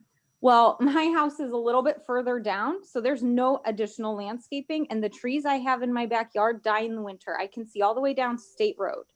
So if there's going to be this kind of lighting and this kind of noise, that's great that there's going to be a partial buffer. I'm not going to benefit from that at all. And this is going to be running from 7 a.m. until 8 p.m. most days of the week. I know we've mentioned property value, and I'm guessing that, not only is it going to decrease because I'm living next to this car wash, but what's going to end up next to a car wash? Most likely a fast food station or something of that nature that's going to end up then right behind my yard. So again, another decrease in my property value. Something else I just wanted to point out in terms of safety factors, and Rob kind of alluded to this. I think, and I might be mistaken, but my understanding was we received some funding to widen Portage Trail because of the emissions that are a result of the congestion at this particular location. So I just don't understand how adding a business that's going to have hundreds of cars as throughput and idling at times per day on its lot, right at the same spot, mitigating that air quality concern. And I'm a mother of 4. I'm a nurse practitioner. I know that there have been studies done. In fact, there's a study done by researchers from Johns Hopkins that said children exposed to outdoor coarse particulate matter, which are roadway particles like brake and tire wear, mixtures of road dust and metals, they're more likely to develop asthma and need emergency treatment for it. So I really hope that all of these factors are being taken into consideration for our safety and our concerns, as well as the desire for the city to continue to flourish and grow and attract more residents. We definitely want that. This is just not the type of business that we want on this property. Thank you.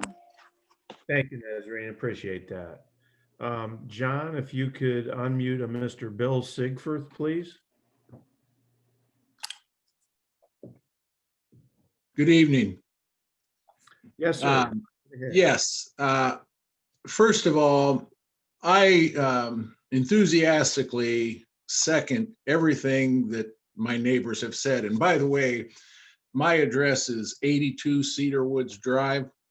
I'm Mr. Crano's neighbor. And I have the misfortune of being most squarely behind the new car wash. Having said that, I do thank all of you for the time and effort you put in this, although it appears to me that this is a done deal, and we're going through an exercise now simply to go through the exercise. And I just wonder how many of you, if your home address was Cedar Woods Drive, particularly on the southern side of Cedar Woods Drive, how many of you would think that this was such a good deal for the city of Cuyahoga Falls, and that what the car wash has done is sufficient to ameliorate all of our concerns, because it's not. And one issue that I have, and I've been reluctant to bring this up because really, if the car wash goes in, it's not even a question of it's going in. There's no question about it. But even before that car wash went in, we've had, not many, but we've had at least one fairly significant incident in that wooded area behind Get-Go, where there were homeless people there. And one of our former neighbors went back and confronted them with a gun. And that was a very ugly situation, and it's on record with the police department. So, because they were here to make sure no one got shot up. But and I say damned if you do, damned if you don't, because you're putting the soundproof fence up, but that fence then will act as a barrier between your property and our property that will hide people who want to go back there and drink, who want to sleep back there, and who, if they want to come into any of our backyards to see what they can steal and sell to get their next bottle of booze or their next drugs, it won't be a very far trek for them. And, my kids are grown and gone. I have grandkids that aren't here that often, but Mr. Crano and my neighbor to the left both have very young kids. They both have pools in their backyard. One of them has a trampoline and has kids from the neighborhood over all the time. And I just think, putting any kind of business there, I don't want to nail Conrad's about this, but putting any kind of business there is just creating a haven for people who want to camp out back there and look to see what they can steal from the properties on the other side of the hill. But again, thank you for your time, and we'll see how things go. Thank you, Mr. Sigfirth. We appreciate your comments. Is there anybody else that would like to speak? I'm going through the thing here. I believe that is it then. Thank you so much for the public to show up. You can always, I encourage you to Send us emails, try and communicate with us in other ways if you can, because we still have all week to decide on this. So we really appreciate all your comments and all your concerns, and we will definitely be doing our due diligence. So I guess if there isn't any other questions or comments from the administration or the rail, I will ask to entertain a motion to bring out temporary with a favorable recommendation. Can you restate that for the record?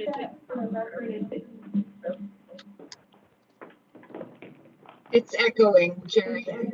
Was it echoing bad? Boy, okay.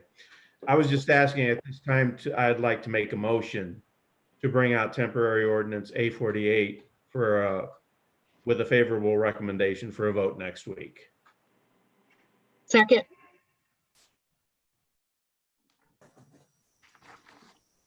Mr. Miller? Did Mary move for that? Sorry, glitch.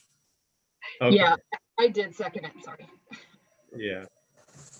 So there was a so I moved. was second the motion. Okay, thank you. There's been a motion and a second.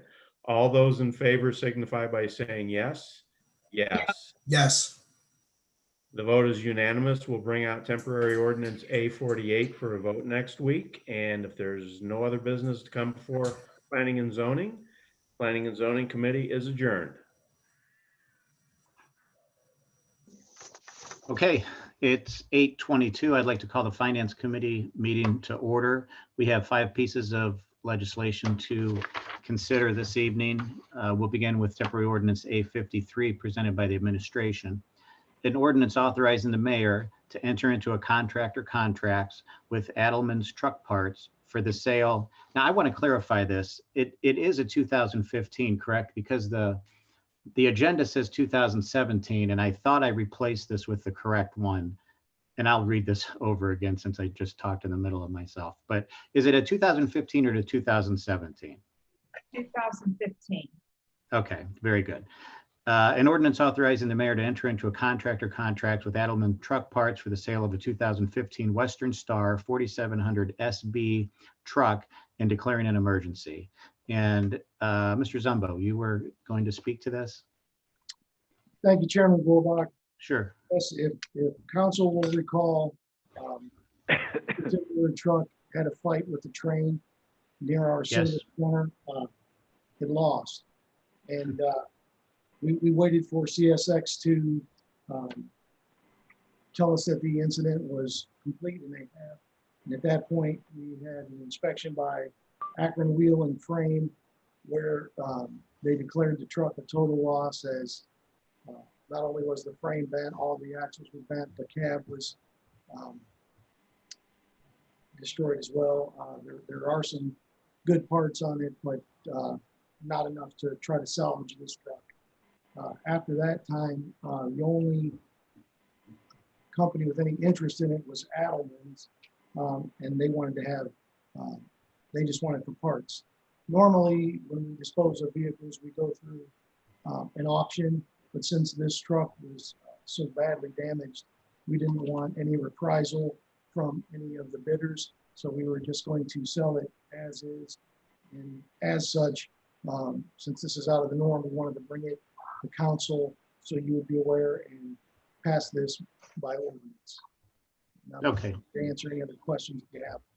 Sure, very good. Well, I appreciate you bringing it to us, and I agree with your assessment or your team's assessment to go ahead and sell this as is to this this company instead of going to auction. I think it's cleaner, and I gather from your comments and your willingness to go this route is to save maybe the city any heartache in the future. If someone were to buy this from an auction and maybe didn't realize it was as badly damaged as it was, but it's just not something the city needs to have come back on them. So this company clearly knows what they're getting. They're buying it for parts, and I think it's much cleaner, and I appreciate you bringing it to council so we were able to review it. And I was remiss for not welcoming Mrs. Spinner to the Finance Committee. So this is her first committee meeting, I believe. So welcome. Having said that and making those comments, are there any questions or comments from the Finance Committee at this time? Nope. Okay. What about from council? Any questions or comments? I don't see anybody. Okay, very good. May I have a motion to bring out temporary ordinance A53 for a vote next week? So moved. We have a motion. Is there a second? Second. Thank you. We have a motion and a second. All in favor, say aye. Aye. Aye. Opposed? Motion passes. We'll vote on A53. Let's move to temporary ordinance A54. Dana, don't let me forget about the minutes. I want to approve those, but somebody remind me, I'll do it at the end. Temporary ordinance A54 presented by the administration. An ordinance authorizing the mayor to enter into an intergovernmental agreement with the Village of Boston Heights for the acquisition, installation, and operation of a consolidated computer-aided dispatch system to the Village of Boston Heights and declaring an emergency. And I think Mr. Hoffman, did you want to speak to council regarding this? Yeah, thank you, Chairman Gorbach. Sure. This ordinance is being brought to you several years ago. The Village of Boston Heights began dispatching services with the city of Cuyahoga Falls. Over such time, the city of Cuyahoga Falls has entered into an agreement a couple of years ago, and we're getting ready to go live with a new computer-aided dispatch system. And as such, that dispatch system also has various components to it, in which one component being the records management system that Boston Heights would like to take advantage of. Being such, the Boston Heights does not have a contract with the county for that computer-aided dispatch service. They have a contract with us, and the way the county is running these contracts is they only contract with the community in which has the dispatch center. The county contracts with us. Therefore, the city will have to contract with the Village of Boston Heights and act as a pass-through entity for those services. So the intergovernmental agreement that you're being asked to approve the ordinance of tonight is just for a pass-through of records management system costs from the Village of Boston Heights to Summit County. Very good. You did a good impersonation of a lawyer this evening, Mr. Hoffman.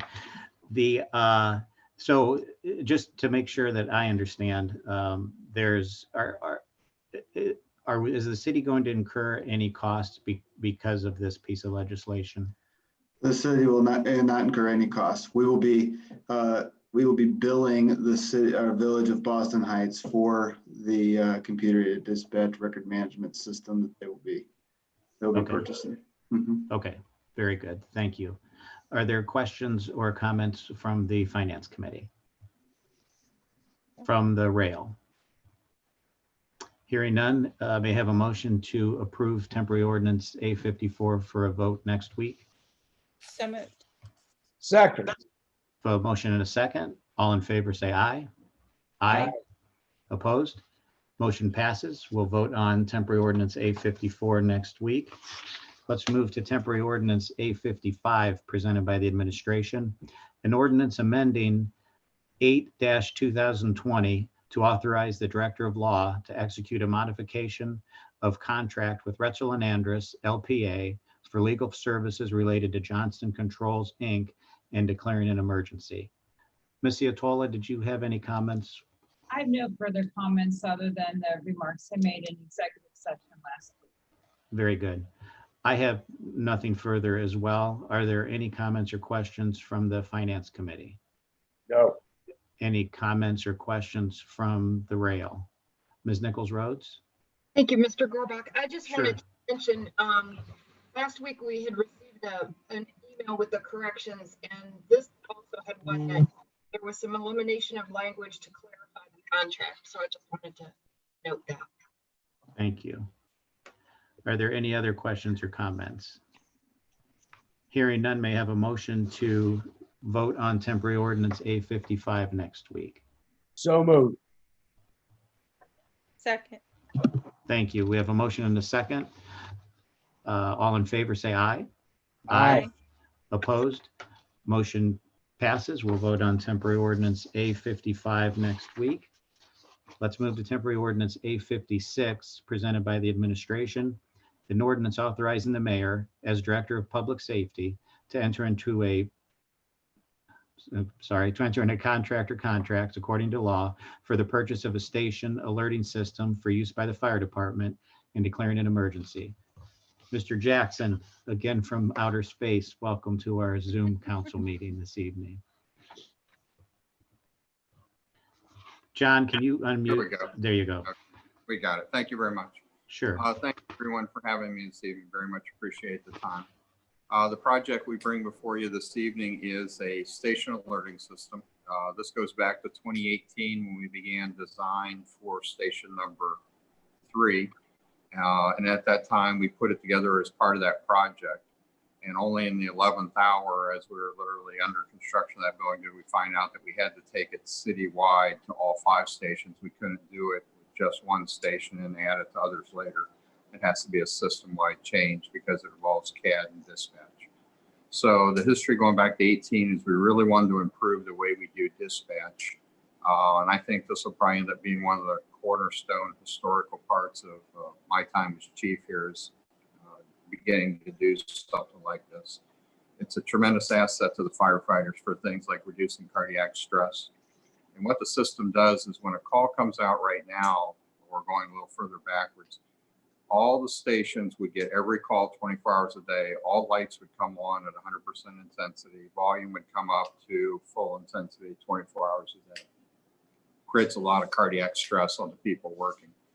So a few years ago, we went to a situation where we only wake up the fire station in the middle of the night that's going on a specific call. Usually it's an EMS call involving one crew. This system takes that far further. And the way it works is when a call comes in, the first thing that happens is the lights come on low and get more intense, and they're actually color coded. Blue for an EMS call, red for a fire call, a yellow for general information, roads closed, something of that nature. Then the volume begins and it ramps up as well. At each call, they'll get standardized information. They'll get pre-plans on the building. They'll get medical information on the patient that comes out of other databases that we have access to. That'll be shared with all city equipment, all trucks, as well as we can custom order that to go to an individual's iPhone, tablet, or other device as well. So we think this product is just a tremendous asset for what we want to do. And again, we wanted to bring it before council because we originally had it as part of the Station 3 project.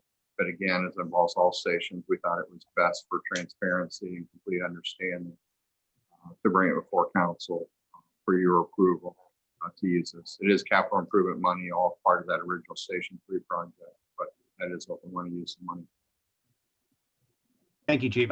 That's fascinating. I had no idea back how it originally, the calls originally went and all the stations were alerted, and then how that's evolved. I think that's tremendous. What a great use of technology, especially really able to pinpoint other messages, the different color lighting. I'm all about that sort of stuff. So I think that's great. And I guess that's something you don't think of is the stress on the firefighters. I guess we know that it's there, but I didn't realize in the past that a lot of guys were being and gals being stressed for a call that they actually weren't going to go on. So it's amazing, good stuff, and I'm glad our city's implementing that. Are you aware of any other community that's using this system? Yeah, great question. First discovered by Fairlawn Fire. I travel a lot to teach, and the Denver area use the system comes from California. And locally, we, the Summit County Fire Chiefs, looked at every system that's known to mankind. As it stands right now, Fairlawn already started using it. Stowe is going to implement it as soon as possible. Talmadge as soon as possible. Green as soon as possible, and Mogador is in the process of implementing it. Akron Fire similar system, a different vendor, but all those ones I just mentioned are going to use the same company. It's a company called Bricks. Great, very good. Questions or comments from the Finance Committee? Well, I just find that fascinating as well, and what a great thing to do for the people that serve us so well. Thank you. Thank you. I echo the same thing, by the way. I agree Thanks. with both Tim and Susan. Thanks, Jeff. Any questions or comments from the rail? Mr. Balthus. Thank you, Chairman Gorbach. I'd just like to say hello, Chief Jackson. It's great to see you. And I'd like to thank you and the mayor for your leadership on this issue. I know it's something that you've been working on for a long time. And as everyone has said, I think it's incredibly important that we take care of all our city employees and particularly the ones that take care of all of us. So thank you for your leadership on this. And I'm actually glad that we're going to be able to do it all at once and not have to take an incremental approach. So I think that's good news. And again, just appreciate your leadership on the issue. Perfect. Thanks for your support. Any other questions or comments? I don't see anybody. If I don't see and you have something to say, speak up. Okay. Do I have a motion to bring out temporary ordinance A56 for a vote next week? So moved. Second. We have a motion and a second. All in favor say aye. Aye. Opposed? Motion passes. We'll vote on temporary ordinance A56. Chief, thanks. Well, thank you. Temporary ordinance A57 presented by the administration, an ordinance authorizing the Director of Public Service to enter into a contractor contract without competitive bidding with Jones and Associates Excavating for repair of various culverts on city property and declared an emergency. Mr. Zumbo, I believe this is you as well. Thank you, Chairman. Yes, the culverts in question are both on Kelsey Creek, which is the main drainage way in the southeast corner of the city, Ward 1 and Ward 7. We've had multiple projects on there dealing with, since I've been here, Vince Rubino, Andrew Riley, and Jerry on various projects. And I'm sure that Ms. Loza will appreciate us taking care of these before she gets any phone calls. So the culverts in question are one that is on Brookledge Golf Course. As you approach the 18th green, it is sort of allows the flow to go between a few little ponds that are there. That culvert failed, and so we immediately had to get that fixed. It presented a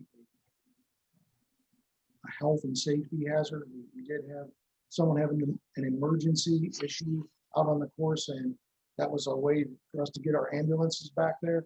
And so we had to transport paramedics by a golf cart as the squad went around. So now we're going to be able to get them back there. Unfortunately, everything worked well in that incident, but we don't want any more. So we went ahead and started that project. And the other culvert is the culvert that is closest to the Cuyahoga River in Waterworks Park. We replaced the one just upstream last year, and at which time we looked at this culvert and noticed that it was starting to show some stresses. So we were going to replace it with twin culverts similar to the ones, like I say, just upstream. And before it has a failure, because last year we had to end up closing that road. At the one in Waterworks Park, our street department is going to pave that as we did last year. The pipes that we're going to use are epoxy coated metal pipes, which have a 100-year life. So we shouldn't be talking about these anymore. I'll entertain any questions that you may have regarding this. Very good. Thank you, Mr. Zumbo. I appreciate it. Are there any questions or comments from the Finance Committee? No. Are there any? You know what? I just got on the participants, and I apologize because there are still members of, it looks like residents of the city attending the meeting. So I'm going to finish up this piece of legislation.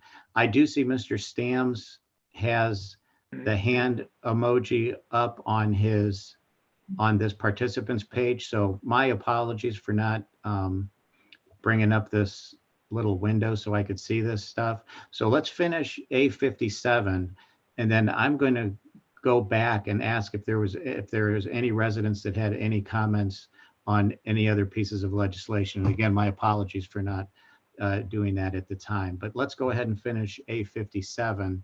Are there any other comments or questions for Mr. Zumbo with respect to this piece of legislation?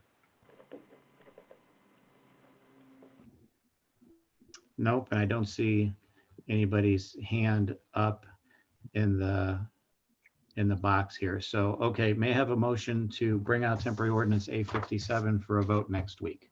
So moved. Second. We have a motion and a second. All in favor, say aye. Aye. Opposed? Motion passes. And my apologies to the rest of council for having to run back through these, but I'm going to go. So we had the contract of the sale of the broken truck. We had the contract or the ordinance for consolidated computer dispatch with Boston Heights. Additional monies to Retzel and Andrus for the Johnson controls. The fire station that we just talked to the chief about, and that was it. And then the one we just talked about. So were there any residents or even anybody else from council that had any comments or questions that I failed to see that maybe you did? Now, John Konich, I know you're still on the line. I don't know if you were monitoring this, but I'm not seeing anybody else. It appears that they might still be in the meeting, that they have any comments. Yeah, there's no hands raised. Okay, very good. Okay, again, I apologize for the kind of disjointedness of that. I didn't mean to omit anybody. That concludes the Finance Committee meetings, but I got a reminder from Mary Nichols Rose, and I see from Dana, thank you. We have minutes from July 20th, our meeting for the Finance Committee. Were there any changes or additions or corrections to those minutes? I'm seeing head shaking no. Okay, they'll stand approved as submitted, and that will conclude the Finance Committee meeting. Thank you. All right, thank you. It's 8:42. We will now call to order the Public and Industrial Improvements Committee. We have one item to discuss this evening, A58, an ordinance authorizing the Director of Public Service to enter into a contract or contracts according to law for the West Bath Road drainage improvements and declaring an emergency. Thank you, Mr. Demasi, for answering all my questions via email earlier. And if you wouldn't mind, go ahead and explain what this is, please. Yeah, thank you, Madam Chair. West Bath Road near Yellow Creek Road is an area that has seen significant roadway flooding recently. Because the culverts are undersized and the ditches are silted in, especially on the south side, water can flood across the roadway and cause dangerous driving conditions. So in 2018, we prepared a study to understand the problems in this area and to explore possible solutions.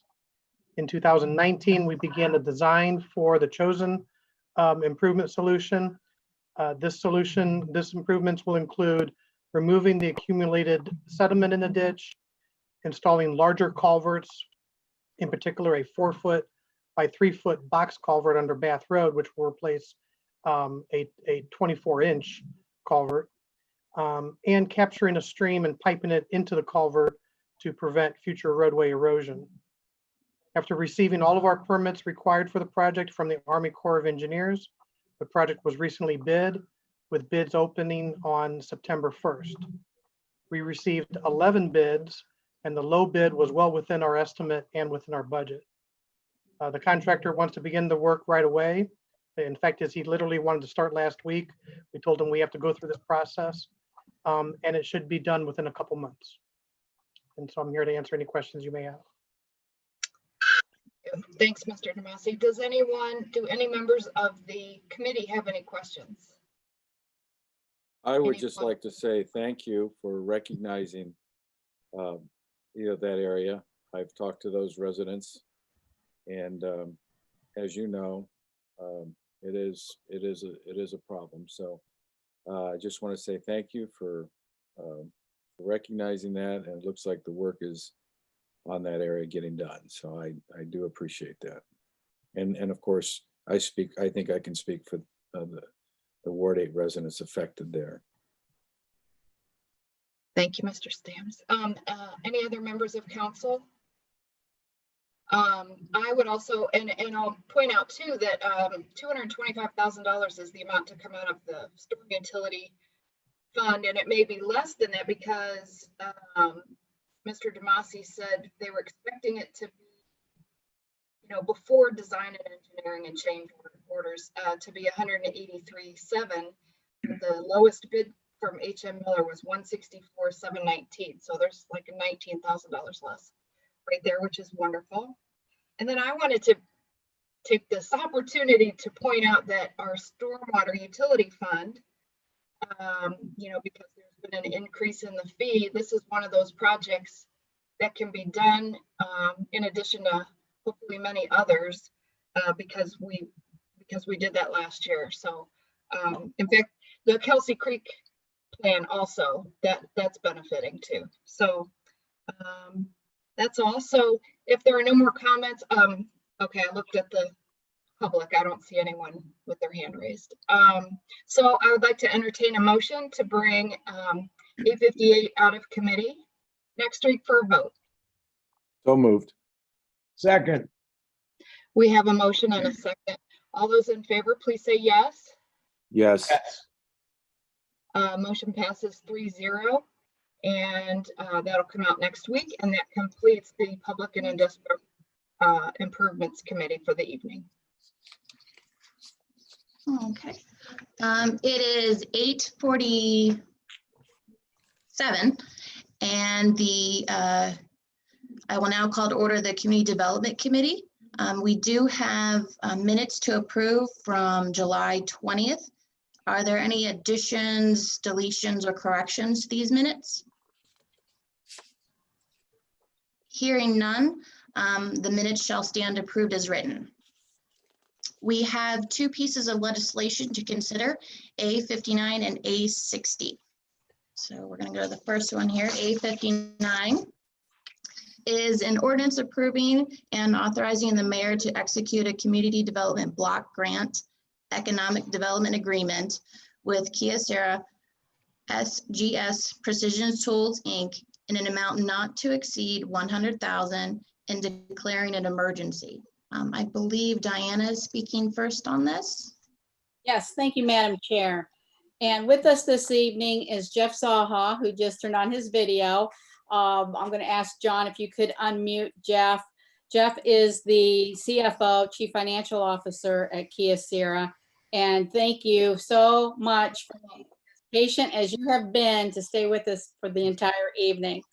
To the rest of you at council, just by way of history, as you may recall, we did come down here and ask you all to approve an enterprise zoning agreement on behalf of Kyocera SGS. This has been some months ago, and that was approved as a result of them consolidating their operations at their Mark Drive campus and relocating some 84 jobs from Monroe Falls, which is bringing us an additional approximate $5.6 million in payroll.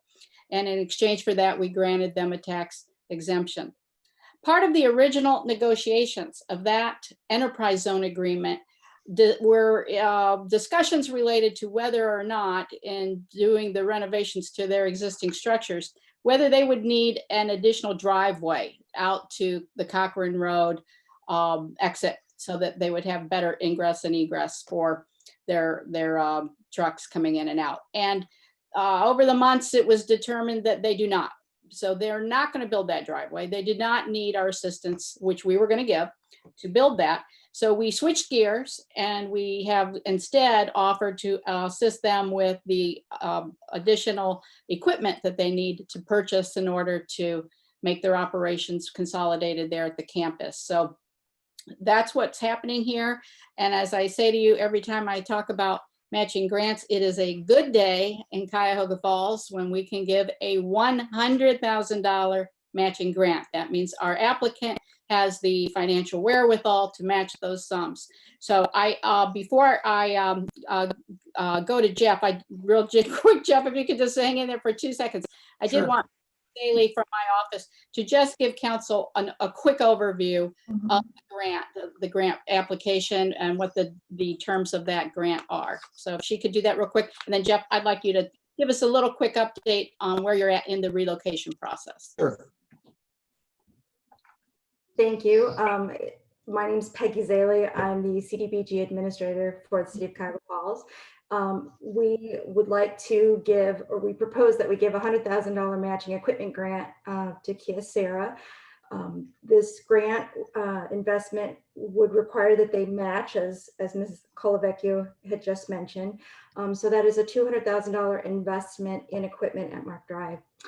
As a condition of the $100,000 matching grant, Kyocera would be required to retain 4 full-time equivalent low to moderate income employees at their Mark Drive campus. With this assistance of $100,000, Kyocera would be purchasing a $1.2 million PVD coating machine. Lastly, I would like to mention that CDBG Grant and Loan Committee has already approved this project. So they've already reviewed it and everything. Now I would like to turn the floor over to Jeff Saha, Chief Financial Officer for Kyocera, for an overview of the project. Great. Well, thank you all for having me tonight. I really appreciate this. As you know, we've enjoyed a fantastic relationship with the city of Cuyahoga Falls for many decades now. And we continue to want to invest in not only our company, but into the city of Cuyahoga Falls. Unfortunately, our project isn't moving as quickly as we'd hoped. COVID coming in did not help. We've seen a little decrease in business. So we've been moving as fast as we can. We have decided this whole project is a priority.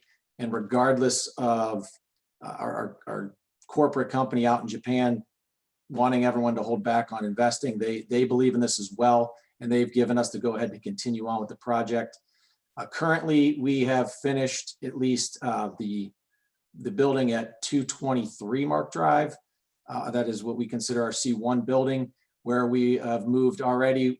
We just put in our $1.2 million automated packaging machine, along with another $300,000 automated carousel machine where we house our inventory. We are just waiting on software to be completed for that in order for us to move all the inventory over there. Once that is completed, we will be moving about 30 to 35 individuals over to that facility from Monroe Falls. Right now, we've only been able to move 6 that came over with some of our manufacturing equipment. The building at 220 Mark Drive, where we are investing the $3 million in renovations and upgrades, where we're looking to have this piece of equipment, this PVD coating chamber, come in. That will bring over another 35 people that we're excited to have happen. We are ahead of schedule, so we were looking at possibly the middle to end of the summer next year. Now it's looking more like the spring that will be completed. Fortunately for us, subcontractors have been able to get some of the long-term equipment and pieces that they needed done in sooner than they expected. So fortunately for us, we've still been able to maintain strong cash flow.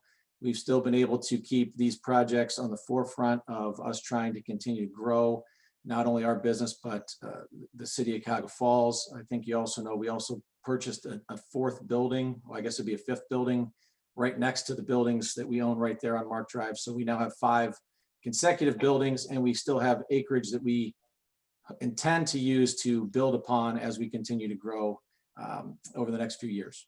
Thank you. Yes, thank you again for your patience and time and the growth that is happening in that area. Is there anyone else from the administration that would like to speak on this? Is that okay? Is there anyone from the Community Development Committee that would like to have any questions or comments?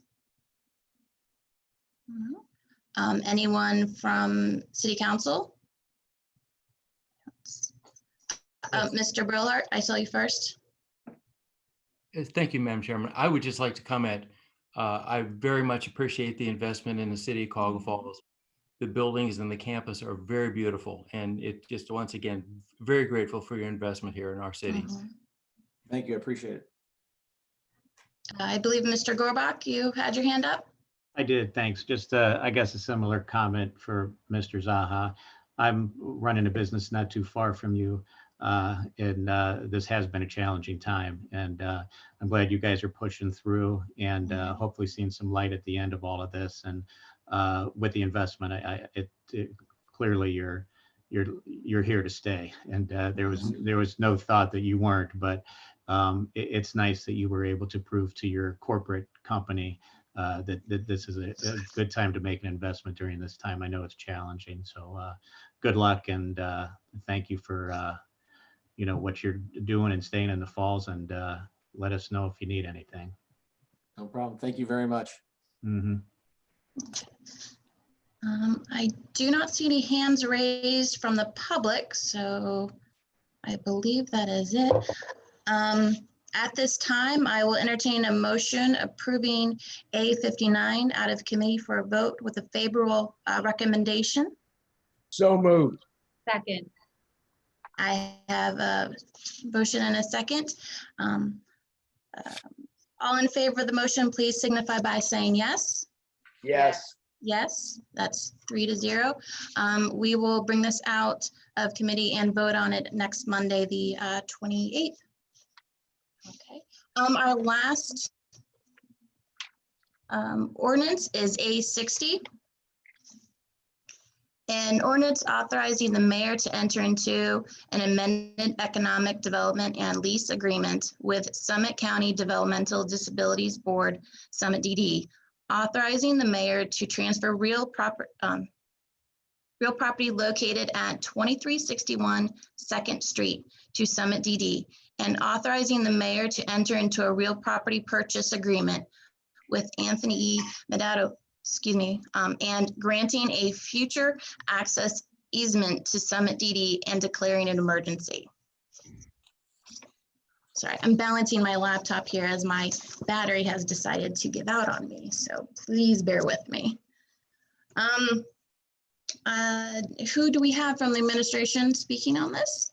I believe Diana, you again. Yes, thank you, Madam Chair. And I have with us tonight, who have again waited so patiently for the we have John Trunk, the Executive Director from Summit DD, and Russ Duplain, Facilities Director, and Lisa Kamlowski, their legal counsel. And these are the three individuals that we have been negotiating with and meeting with for as long as I've been here, over a year and a half, related to this wonderful project that's coming to our city. So I'm going to have them give a little update in a second, but let me just say a couple words.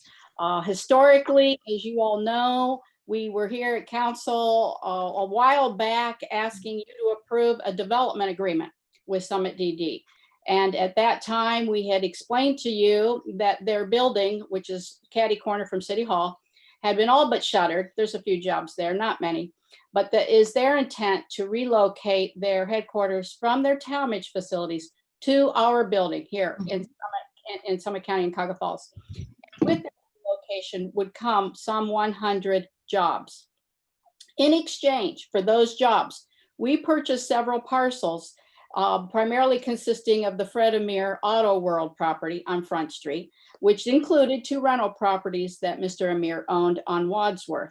We also purchased a house from a Mr. Scott Welsh at 2361 2nd Street. And our intention is to demo all of those buildings and the 2 rental homes, the Welsh house, and construct a public parking lot for the exclusive use of our Summit DD employees that they would use during the week, during work hours, but then which would be used for our patrons, for our downtown businesses during the evenings and on weekends.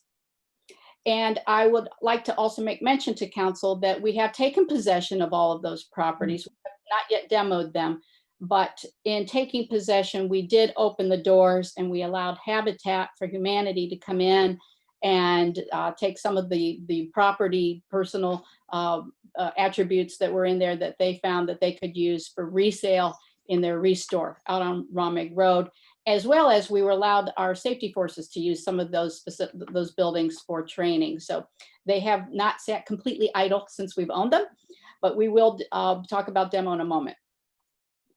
At that time, I also had handed out these very cute little binders to everyone. I hope you can see that. Trying to show that best I can. Well, it's not showing up too well here. There it is. At any rate, you will want to get those out again. Hopefully you still have them, because tonight we're back with a slight adjustment. And tonight we're here with an amendment to our original development agreement. And the amendment is as a result of an additional project that Summit DD has on its plate and asked us to participate in, which we agree is super exciting for our city. This project would be that they would construct a 700,000 plus square foot addition onto their existing building and relocate another 30 jobs to our city, which would bring an additional 1.8 million in payroll. And that then would bring up our totals to 130 new jobs to our city, new total payroll of 8.1 million. And that is going to net for us in new taxes approximately 163,000, little over, on an annual basis. In exchange for these jobs, our commitment is to do two things.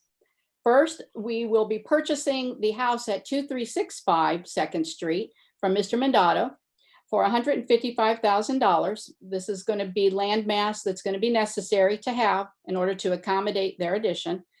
And we will transfer ownership of 2361 2nd Street. That's the Welsh house that is immediately adjacent to the Summit DD building, again, to accommodate their addition. And you will see, I think maybe it's probably Russ who's going to share the screen to show some design of the preliminary design of what that addition would look like. And you'll see from that design that part of that addition, there's going to be an overhang that would actually be on the Welsh property. So it just simply makes sense that they would own it and maintain that property. Timeframes, I will let them speak to that. They have intended to start construction at some point by the end of this year and moving jobs by the end of next year, but I'll let them confirm those dates for you. We intend to start demo of the buildings and construct our public parking lot and hopefully have that open by late spring, early summer next year for use of our downtown patrons. So with that, who wants to speak first? John, do you want to go first?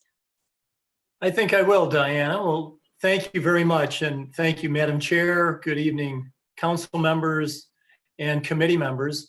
I'm John Trunk, Superintendent of the Summit County Board of Developmental Disabilities, better known around the area as Summit DD. We are a public agency that supports more than 5,000 individuals with developmental disabilities here in Summit County, many of whom are residents of Cuyahoga Falls.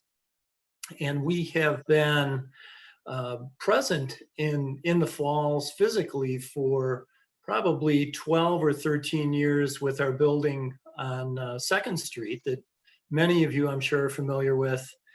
And that building, as Diana suggested a few minutes ago, has really gone through, and our operation has gone through a lot of changes, a lot of mandates at the federal and state level that have resulted in that building today being almost vacant. And because of those changes and anticipating some of those changes that we saw coming probably 4 or 5 years ago, we started developing a strategic plan that included a repurposing of our building in the falls. And around that time, we started conversation with the mayor and his staff and administration around expanding the use of that building. And today, we are really happy to announce that not only does the plan that we presented to council, gosh, almost a year ago now, include about 100 staff being relocated there, but we feel confident, especially if the proposed action moves forward with some additional parking being available, that we would move forward with the addition. We are ambitious, Diana, but just to set the record straight, I think you may have mentioned that it was going to be a 700,000 square foot addition. You're right. slightly bigger than the 7,000 square foot addition that we have we have initial designs for. Russ, your screen would have to be really big to accommodate all of that. But that aside, we are really excited about expanding our presence in Cuyahoga Falls. You have been the greatest neighbor of ours and have welcomed not only us as a board, but you are a very welcoming committee to all the citizens that live there that have developmental disabilities and that they are very proud to call home. We do intend to move forward. We have an architect that is working on the redesign of the existing building and the new building that we're proposing. And we think with that will come even a greater presence in the falls. We think, and Russ may have a few more details for you, he's kind of our internal project manager, but we anticipate at this point that construction would begin in the spring of 2021 and that we would have most of those staff relocated there by no later than the spring of 2022. So I think if Russ is prepared, he may have a kind of a floor plan to share with you, just to give committee and council members a general idea of what we're looking at. Russ? John, can you unmute?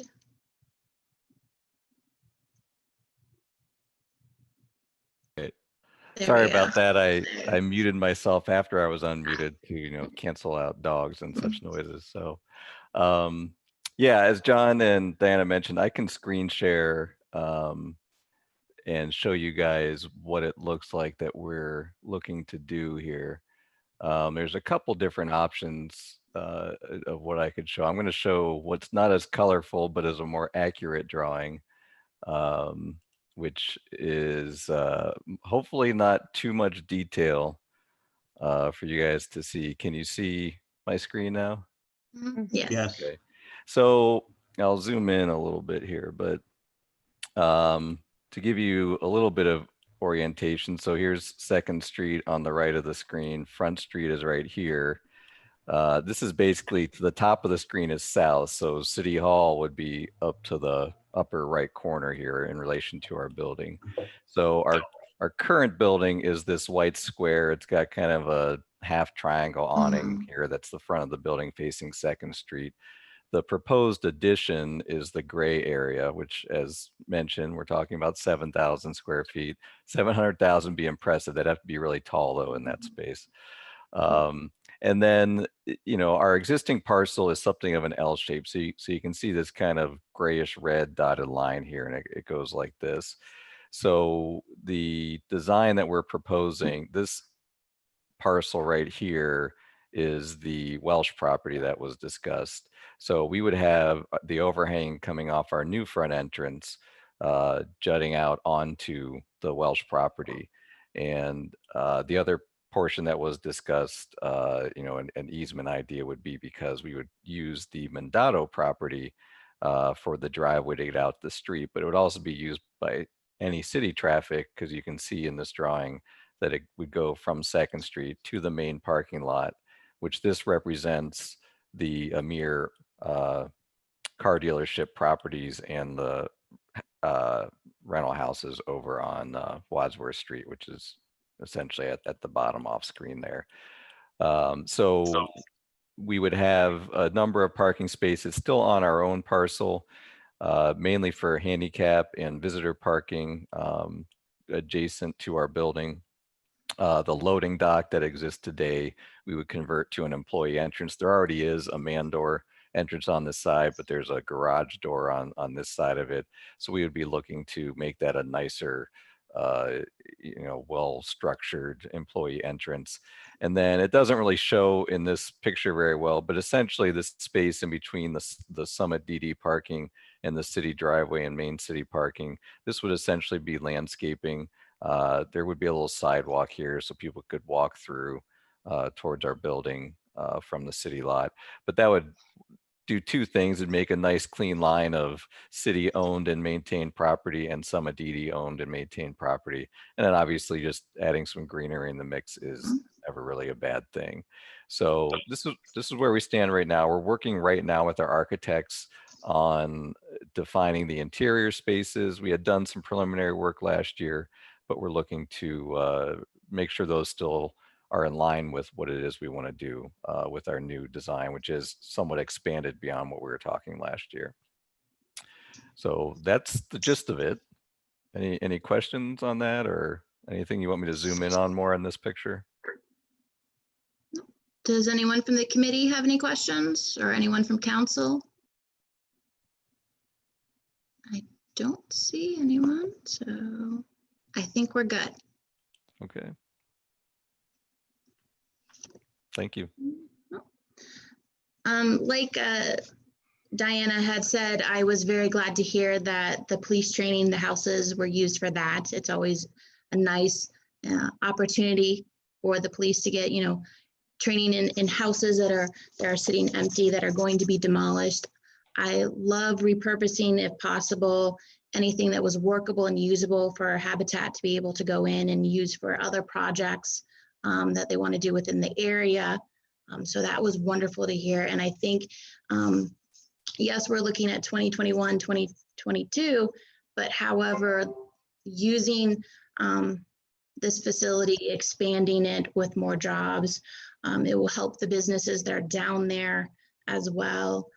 And it's an added treasure to our city, and adding more facilities and more community outreach opportunities for our residents. So I'm very happy to see that the growth is even beyond what was initially brought to us before. So is there any other questions from any committee members, council? I do not see any residents have any questions. Yes, Russ, Balthus. Thank you, Chairwoman Penta.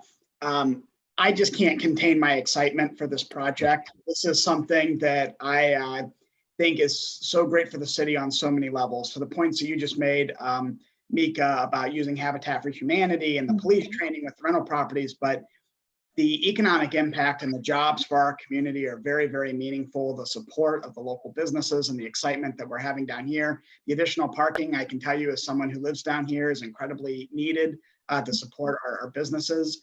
But what I also don't want to miss, and all of that is amazing enough to support this, but I think that the cherry on top of all of this is just the amazing and incredible organization that Summit DD is, and the amazing and important services that they provide to people all over Summit County, but including Cuyahoga Falls. I just want to take this opportunity to thank everybody at Summit DD for your work that you do to make our community a better place for everybody. And I can't be more proud and happy that you're calling Cuyahoga Falls as a place to be home. So welcome, very excited. I could not support this more. And I'm just really looking forward to moving forward with it. So thank you.